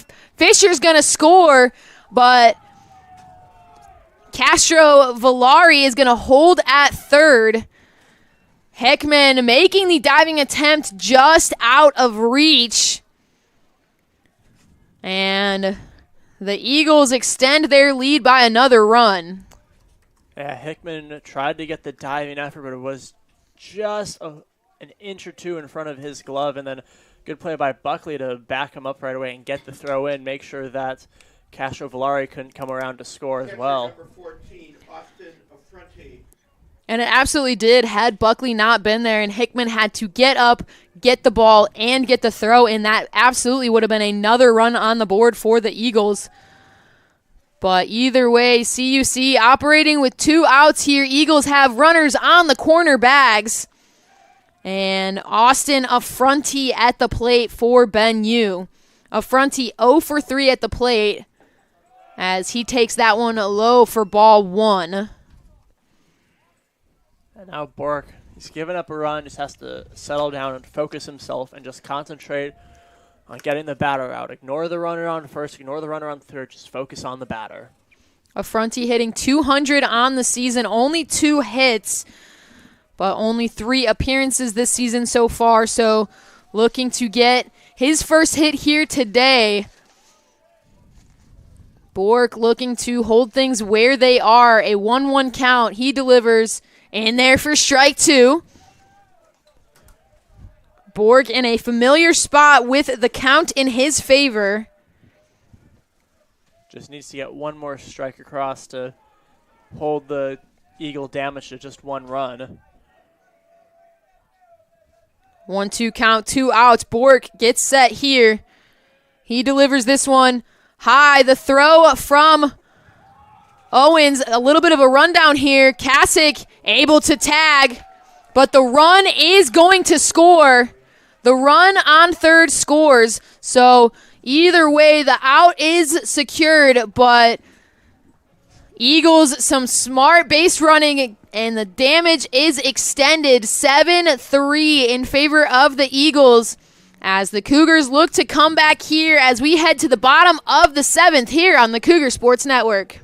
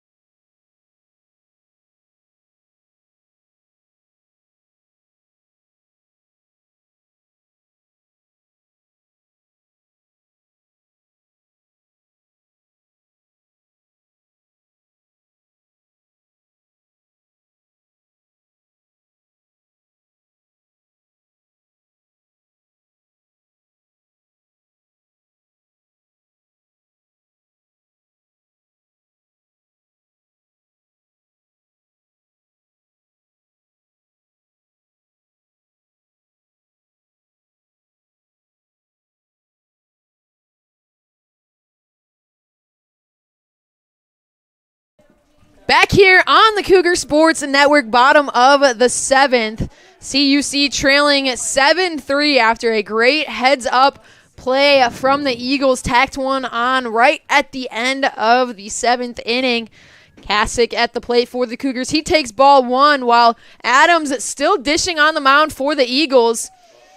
Doing a great job so far today, holding the Cougars to 3 runs, 8 hits.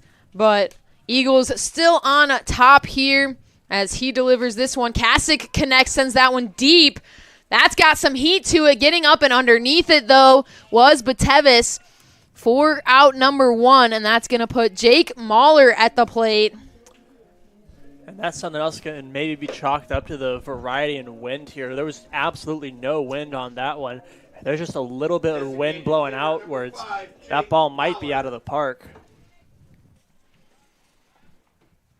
If there's one thing we've seen today, Eric, it's that these balls will get a lot of height on them, but they're just not traveling the distance needed.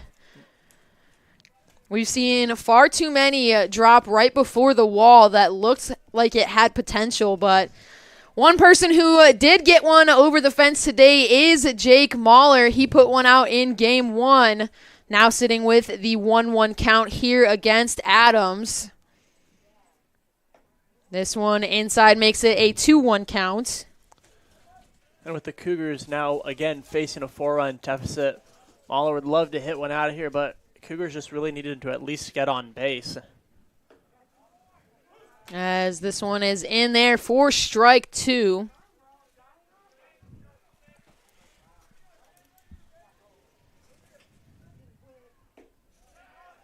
This one misses low, makes it a full count. Eagles dugout liked that pitch, but a bit low. Makes it a full count here for Mahler.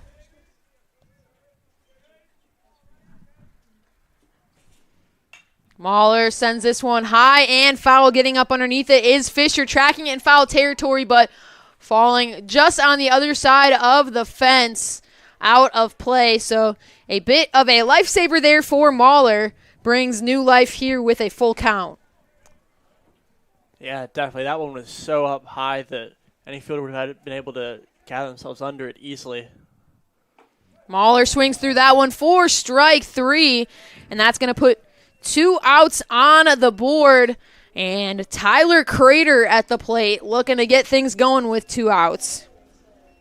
Yeah, Cougars really just need a spark of momentum now.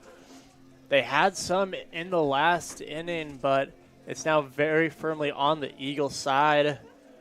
As the Eagles can see that the end's kind of in sight, they just need to lock in and focus to shut out the game.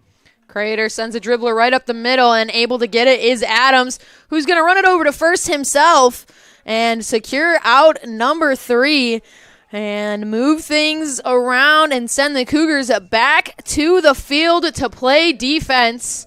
Eagles on top 7-3 as we head to the top of the 8th here on the Cougar Sports Network.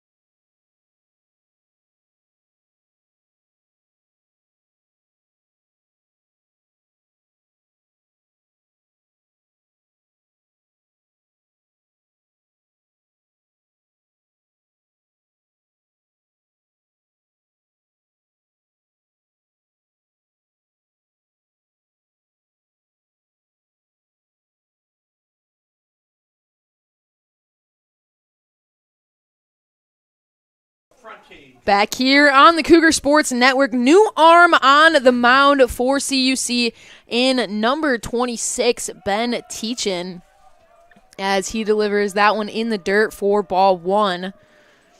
Looking at the final stat line for Caden Bork, 1 innings pitched, 2 hits, 2 runs, 1 walk in 5 batters faced as this ball is hit. Getting up and underneath it is Hickman for out number 1. So 2 pitches, 1 out for Teachin. Pretty efficient so far. Teachin coming in today. Again, a reliable arm we see out of the bullpen quite a bit for this CUC squad. 8 appearances on the season, 11.2 innings pitched, and 11 strikeouts as that ball is fouled off from Friedrich.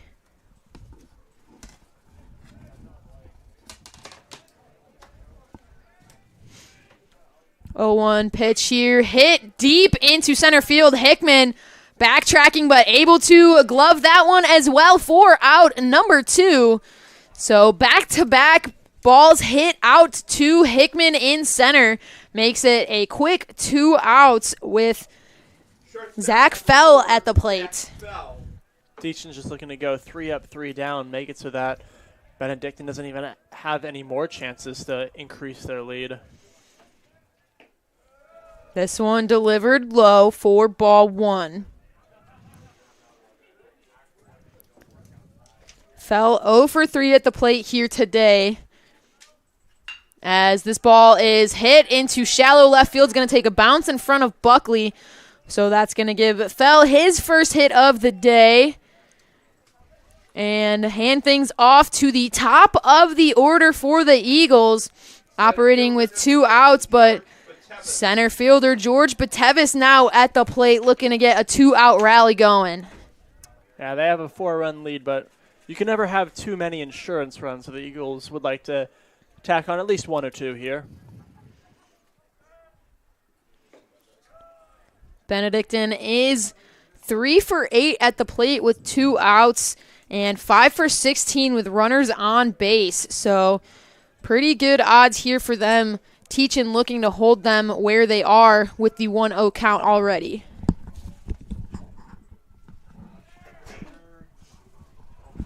Fouls that one just off straight back, making it 1-1 as count slowly goes back in Teachin's favor. Fell taking off for the stolen base on that one, but with Batevis fouling it off, forced to head back to first.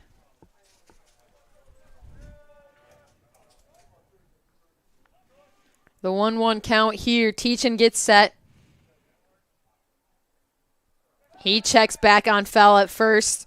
Fell back standing up with plenty of time. Teachin was hoping that he could catch Bell napping, but Bell saw it coming and was able to just trot right back to first. Teachin now getting set here. Checks on Fell once again. Back with plenty of time. Still the 1-1 count.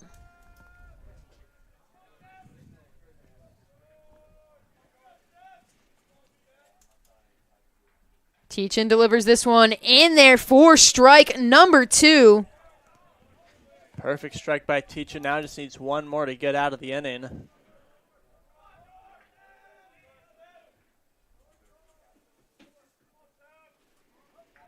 One-two count, 2 outs.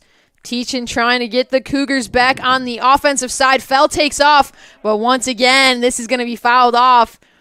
And Zach Fell trotting back to first. No good on the stolen base attempt. Interesting swing by Batevis. That one looked like it was going to be a decently outside pitch, and he swung on it anyway. Looking to protect here as long as he can. And he swings at that one. Getting the out, and that's going to do it for the top half of the 8th inning. Teachin doing a really nice job getting the Cougars out of it and handing things back over to the Cougar hitters. Looks like we're going to see some new hitters coming in for CUC when we head to the bottom of the 8th in just a minute on the Cougar Sports Network.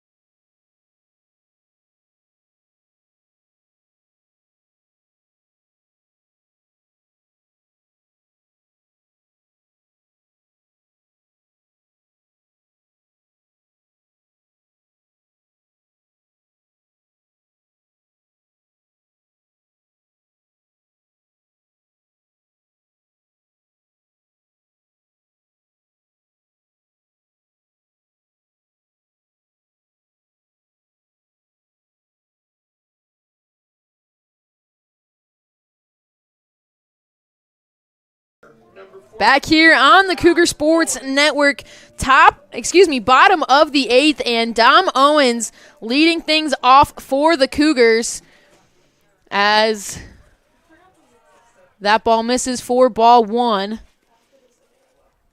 Cougars still trailing by 4, trying to spark a comeback here. Meanwhile, Eagles try not to do what they did in their outing against Lakeland, where they had a 6-3 lead and then gave up 4 runs in the bottom of the 8th. Owens 2 for 3 at the plate today.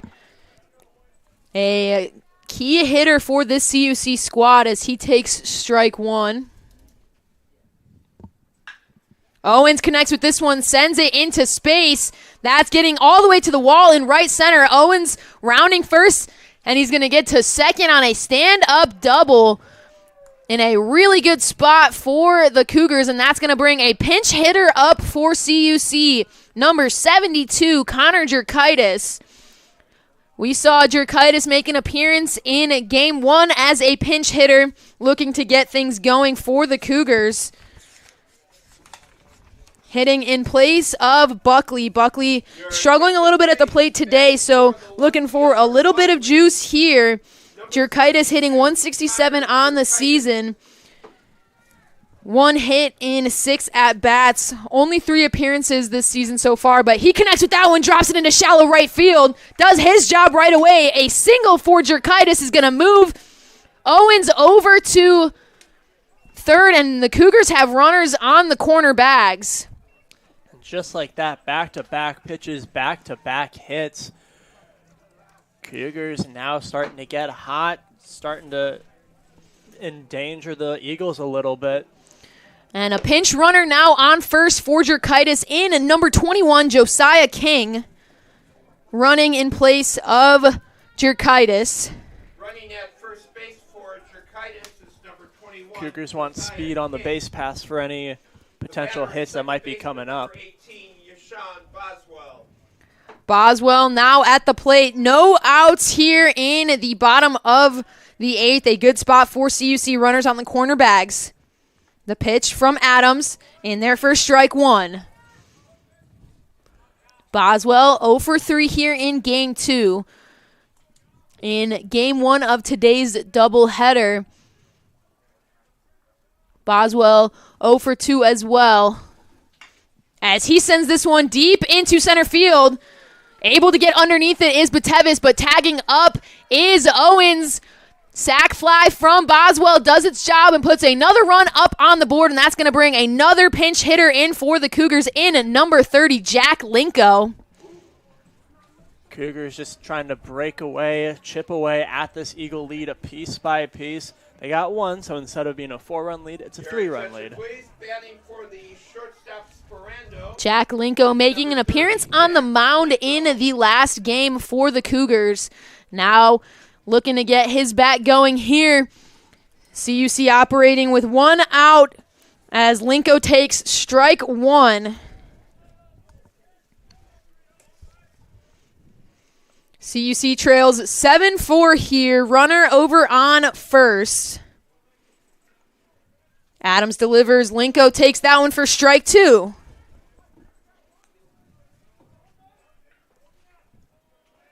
Cougars want to score as many runs as they can so that even if they are still trailing come bottom of the 9th, they don't have that much ground to make up.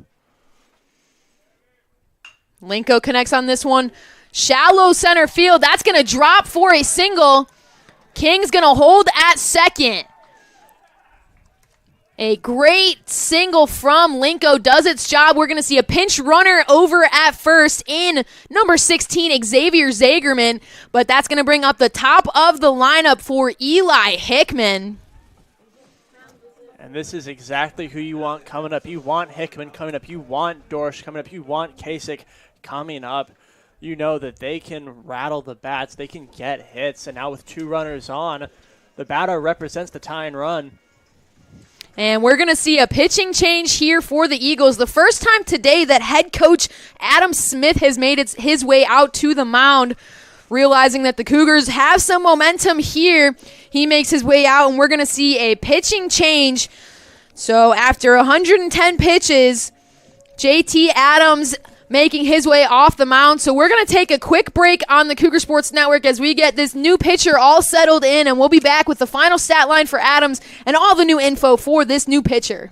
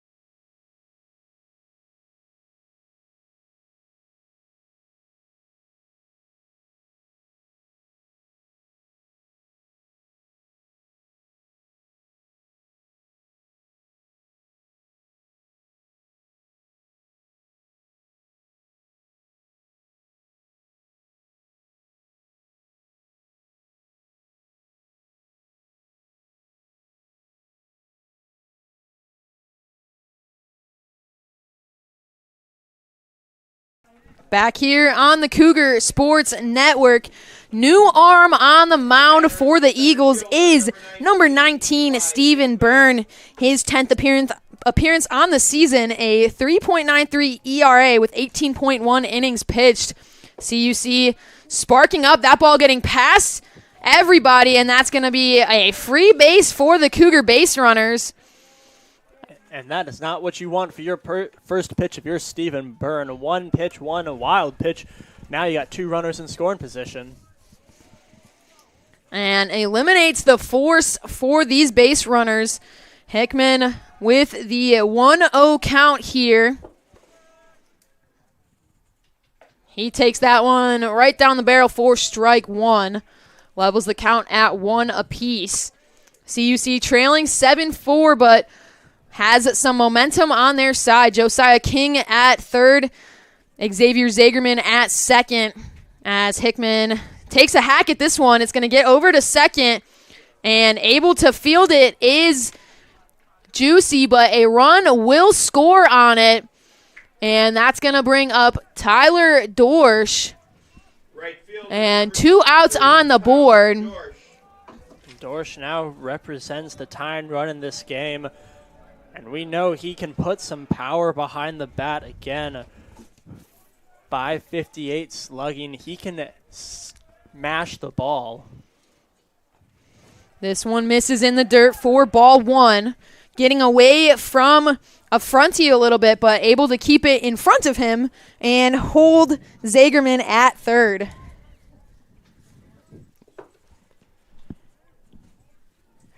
One 1-0 count here for Dorsch.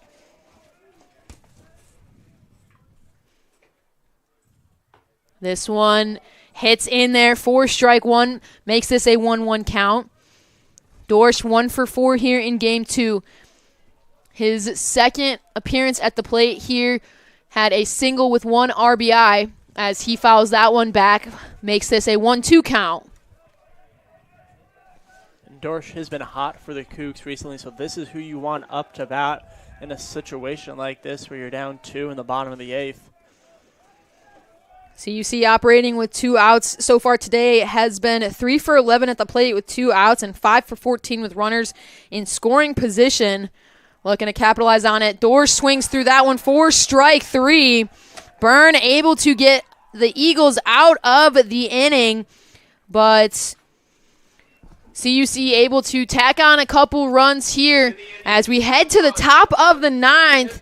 Eagles lead the Cougars at 7-5. We're going to see a new arm on the mound for the Cougars. We'll have all that for you when we come back on the Cougar Sports Network.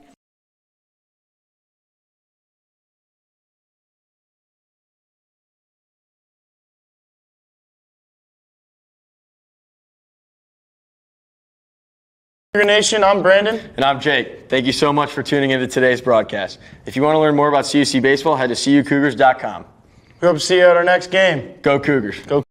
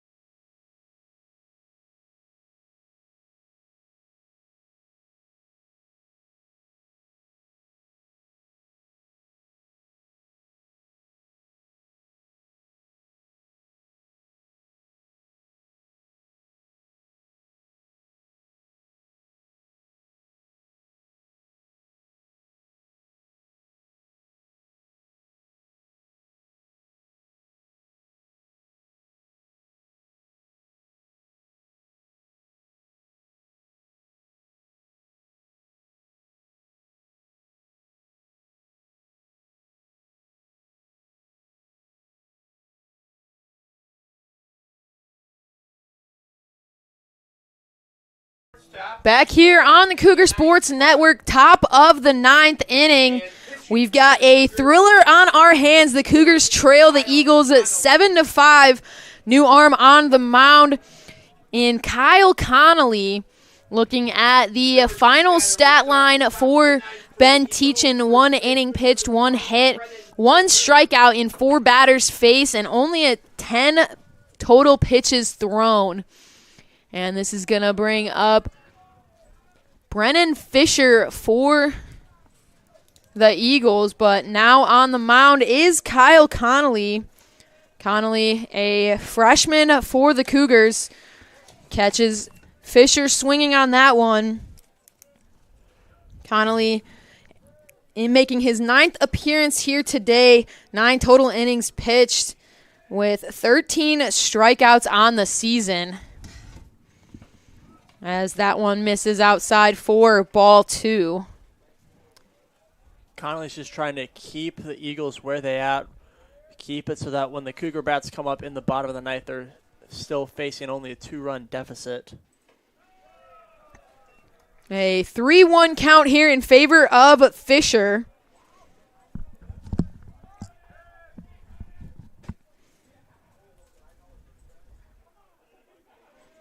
Connolly gets set here. He delivers this one low for ball 4.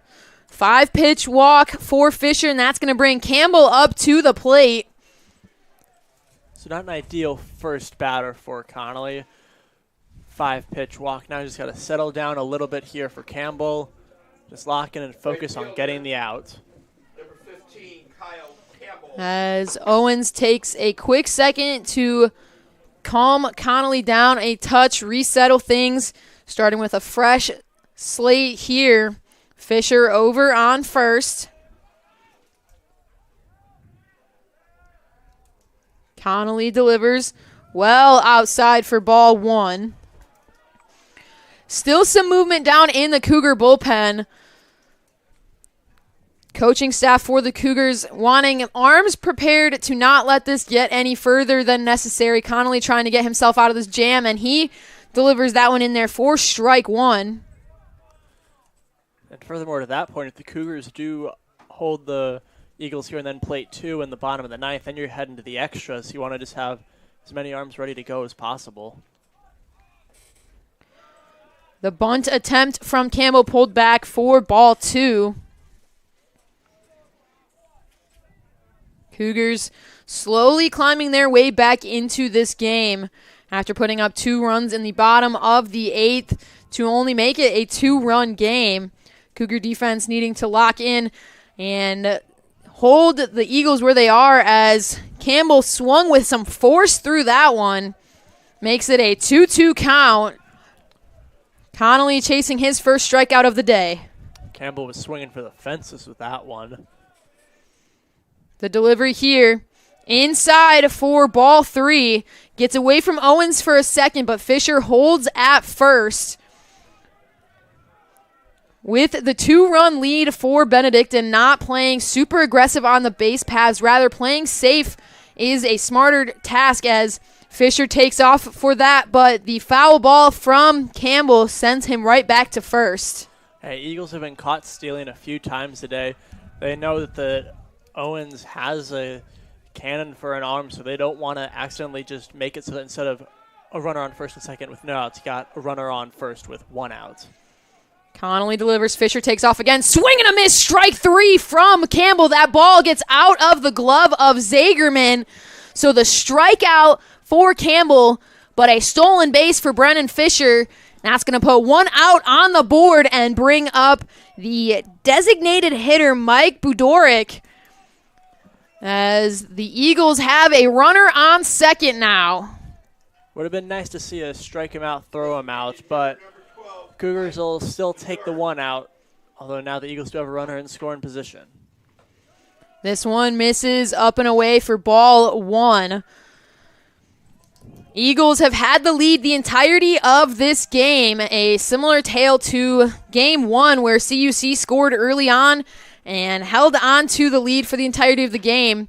That ball hit over and goes foul. A great leave from Crater, making the attempt to grab it in the air, but once he couldn't, letting that bounce foul, as that would have been a tough throw to make. And now puts a 1-1 count on the board for Budoric. Yeah, Crater would have had to throw that one off balance from all the way across the field, while Budoric was already a decent chunk down the line. Connolly gets set here. He delivers this one. Swing and a miss. Strike 2. Kyle Connolly throwing some heat against the Eagles. A 1-2 count here in favor of Connolly. Budoric just wasn't even close to hitting that one. Connolly blazed it past him. This one misses up and away for ball 2.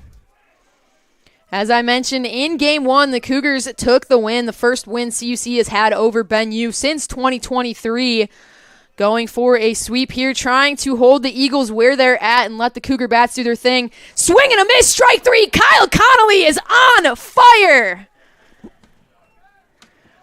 Back-to-back Ks for Kyle Connolly. Now Cougars just need 1 more out to head to the bottom of the 9th and hope their Bats can tie up the game.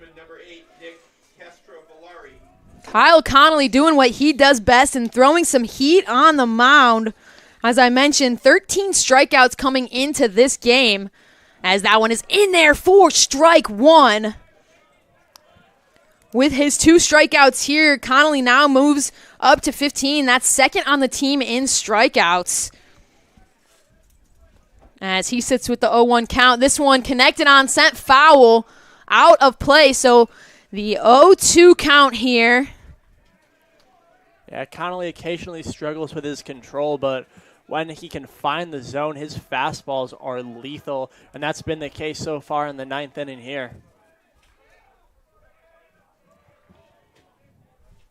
This one misses in the dirt for ball 1. Trying to get a deep breaking ball and get Castro Villari to chase, but ended up breaking just a little bit too much. Quick time as a ball from the bullpen, from softball, gets onto the baseball field. So CUC softball practicing on the opposite side of the center field wall. So someone from softball just hit a rocket onto the field, but this ball is hit up into the infield. Zagerman getting up underneath it for out number 3. And the Cougs are headed to the bottom of the 9th with 2 runs to catch up. But Kyle Connolly throwing some heat for the Cougars, getting things moving and giving the Cougars a chance here as we head to the bottom of the 9th with a thriller on our hands, folks. Don't go anywhere. Same arm on the mound for the Eagles. And the Cougars looking to get things going in their offensive end. We'll be right back on the Cougar Sports Network.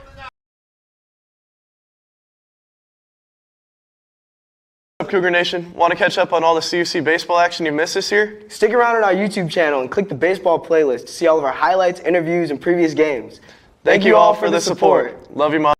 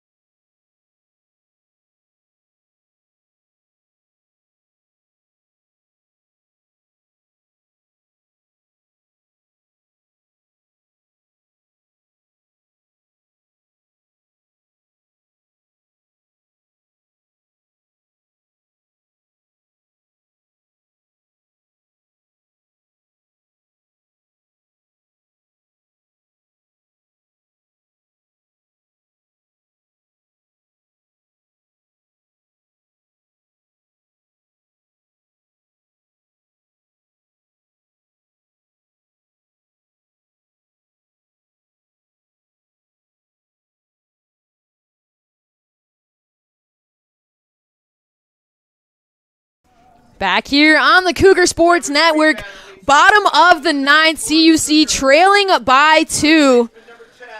Needing some things to happen here to keep themselves alive, but Michael Kasich at the plate is a good place to start. Still dishing on the bump for the Eagles is Byrne. As Kasich takes a swing at the first pitch, she sees for strike number 1. Didn't really commit to that one, realized it was going to be low and tried to hold back, but swing made it about 3/4 of the way around in the end. Kasich connects with this one, sends a rocket over to short. Fell able to get the scoop, and the throw is in time for out number 1. And that's going to put Jake Mahler at the plate, operating with 1 away. Now Cougars down to their last 2 outs, but Jake Mahler's already gone deep today. We've seen what he can do with the bat. Hopefully he can get some similar results with this at-bat. This one in the dirt for ball 1.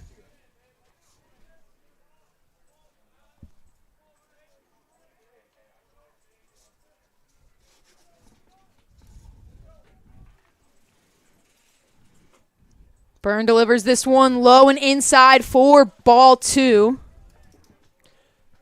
And with the Cougs down 2, if they can get 1 runner on, then the batter would represent the tying run. Delivery here inside for ball 3. A 3-0 count here for Mahler. It's an interesting situation. You know Mahler can really hit the ball, so do you throw him something that he can hit, or you try to pitch around him? As this one straight down the middle for strike 1. And a ball from the Eagle bullpen making its way all the way down. CUC pitcher Dylan Scott throwing it back, getting a little bit of action here today. 3-1 count for Mahler. Byrne delivers this one in the dirt for ball 4. So a 5-pitch walk is going to put Tyler Crater at the plate. Crater representing the tying run, as Eric said, but we're going to see a pinch runner over at first.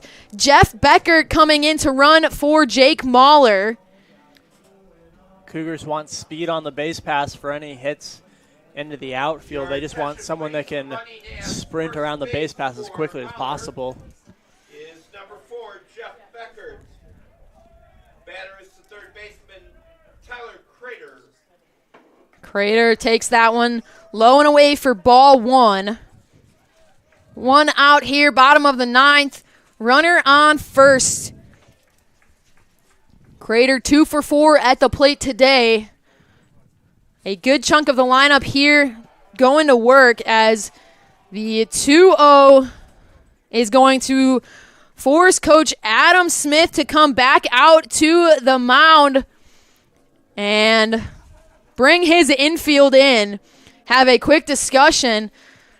Crater representing the tying run, so Coach Smith doing everything he can to reassure his pitcher that he's got this and not give up on Crater. Yeah, Burns already got 1 out on the board, just needs to get 2 more. Just got to tell him to focus on Crater and focus on getting him out. Ignore the runner at first. Just focus on Crater. 2-0 count here in favor of Crater. Looking to get things moving here. Byrne, he gets set, delivers this one, and that catches the outside corner for strike one.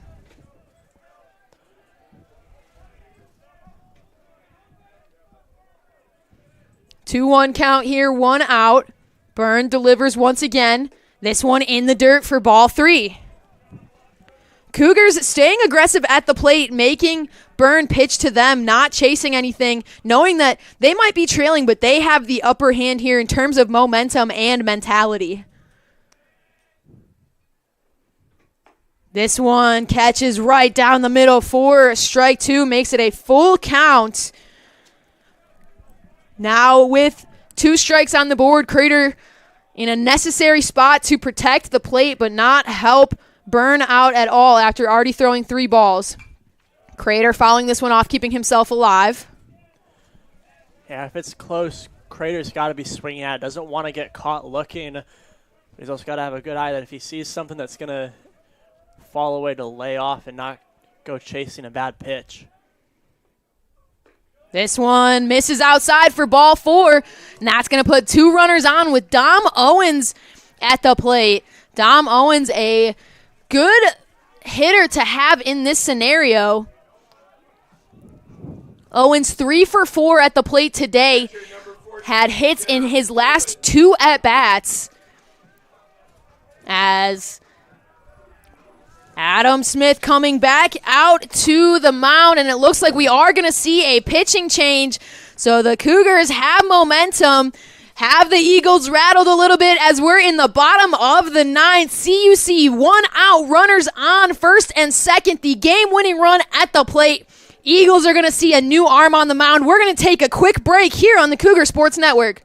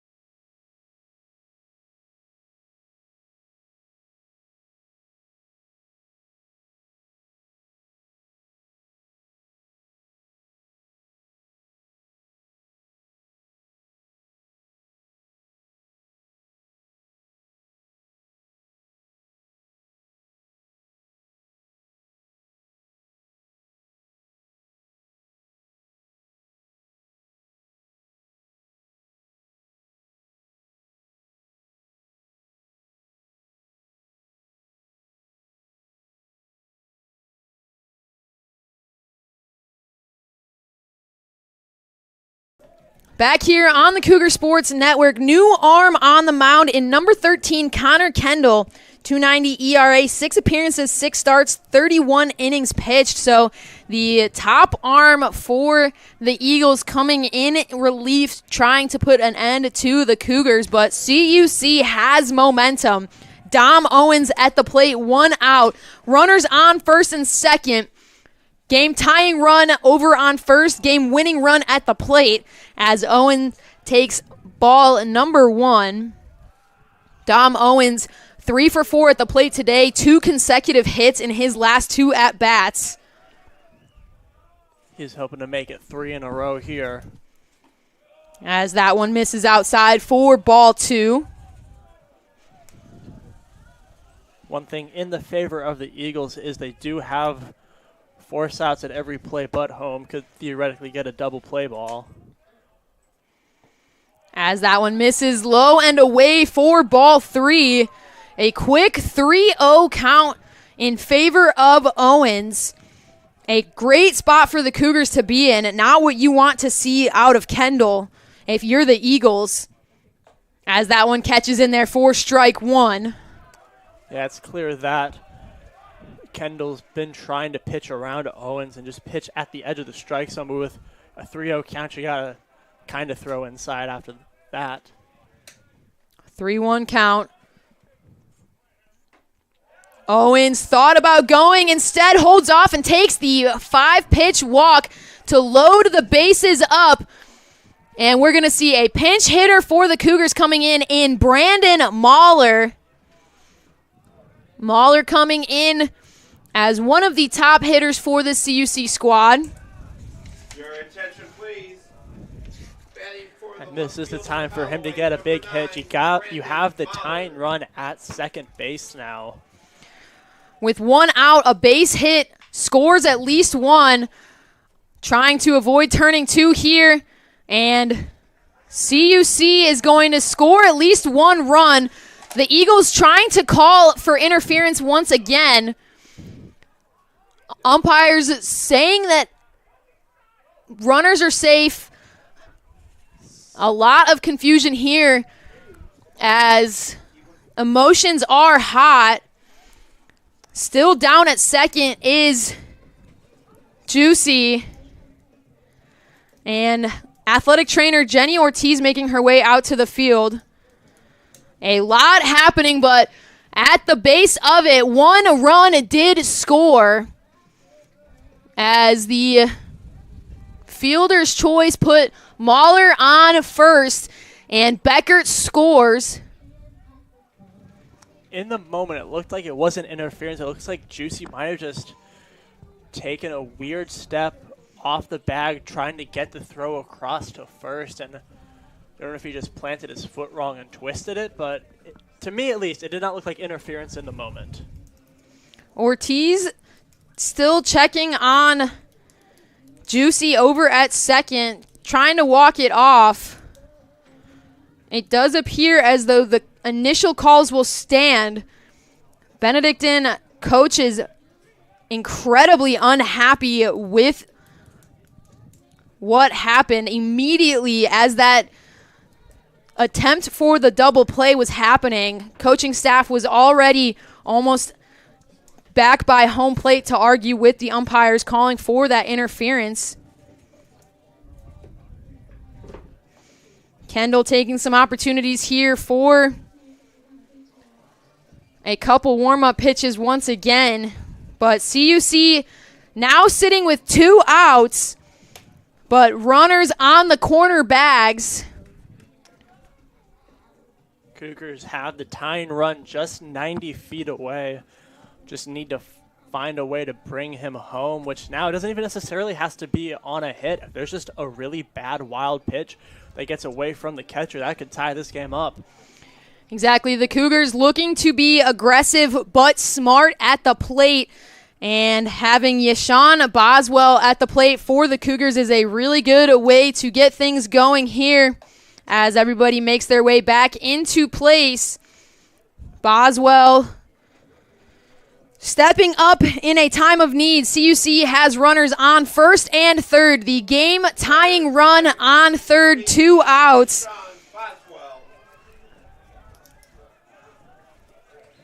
Boswell looking to get things moving here.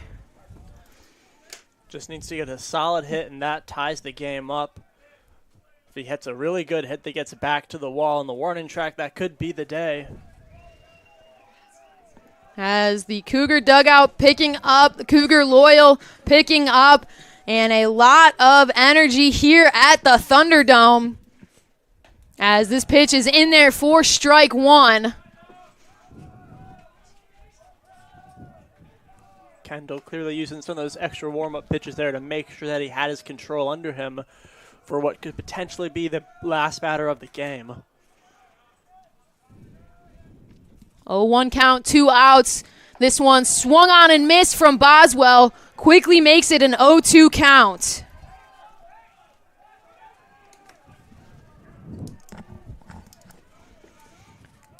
Just now joining us on the Cougar Sports Network, bottom of the ninth, CUC trails by 1. Runners on first and third. 0-2 count against Boswell. 2 outs, needing to stay alive here to keep the Cougars going. The delivery from Kendall in there for strike 3. And the Cougars go down looking. A big-time strikeout from the number 1 arm for the Eagles. And that's going to do it here for game 2. Cougars fall in a heartbreaker 7-6 loss. A tough way to go down, a lot of back and forth, but unfortunately unable to get this one. Is going to put a split up for CUC and Benedictine.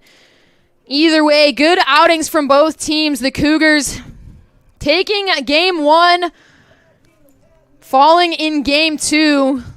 Eagles able to hold on to their lead. CUC held Benedictine scoreless in the last 2 innings, where the Cougars were able to put up 3 runs in the last 2 innings to really make this a game. But unfortunately, just falling short. But what a battle on both sides.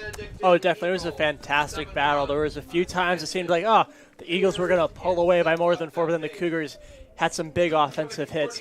And then the Eagles were able to score a few runs to go back up, and it was just pushing and shoving. And again, like you said, Cougars managed to score 3 in the 8th and the 9th, but the Eagle pitching was just able to lock in and hold them off.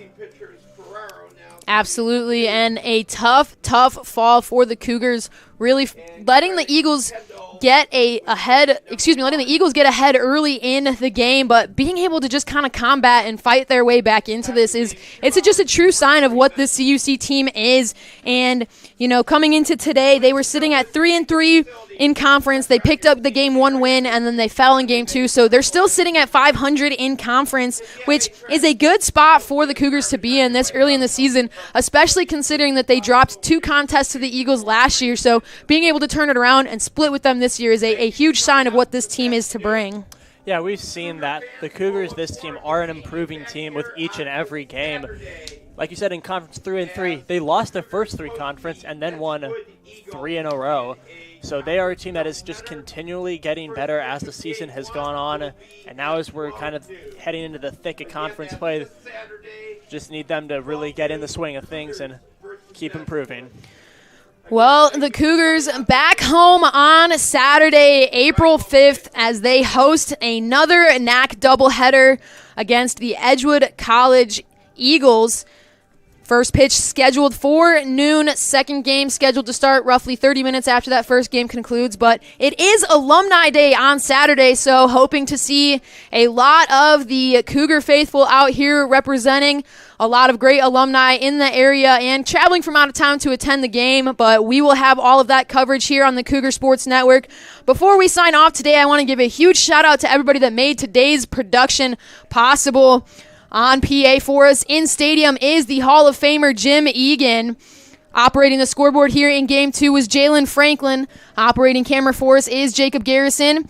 Running our head production is the wonderful Abby Kulig. Also producing alongside Abby is the Assistant Director of Athletic Communications, Corey Welch. Operating as our fly guy and music operator is the Graduate Assistant for Athletic Communications, Sydney Lloyd. Joining me on the call was Eric Perry, and I'm Kayla McLeod, wanting to sign off from the Cougar Sports Network and wanting to say, as always, roll Cougs.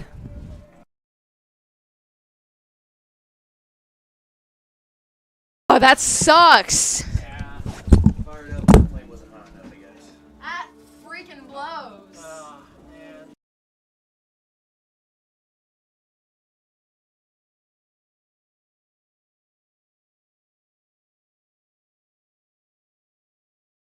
so much for tuning in to today's Concordia University Chicago Cougars Athletics broadcast.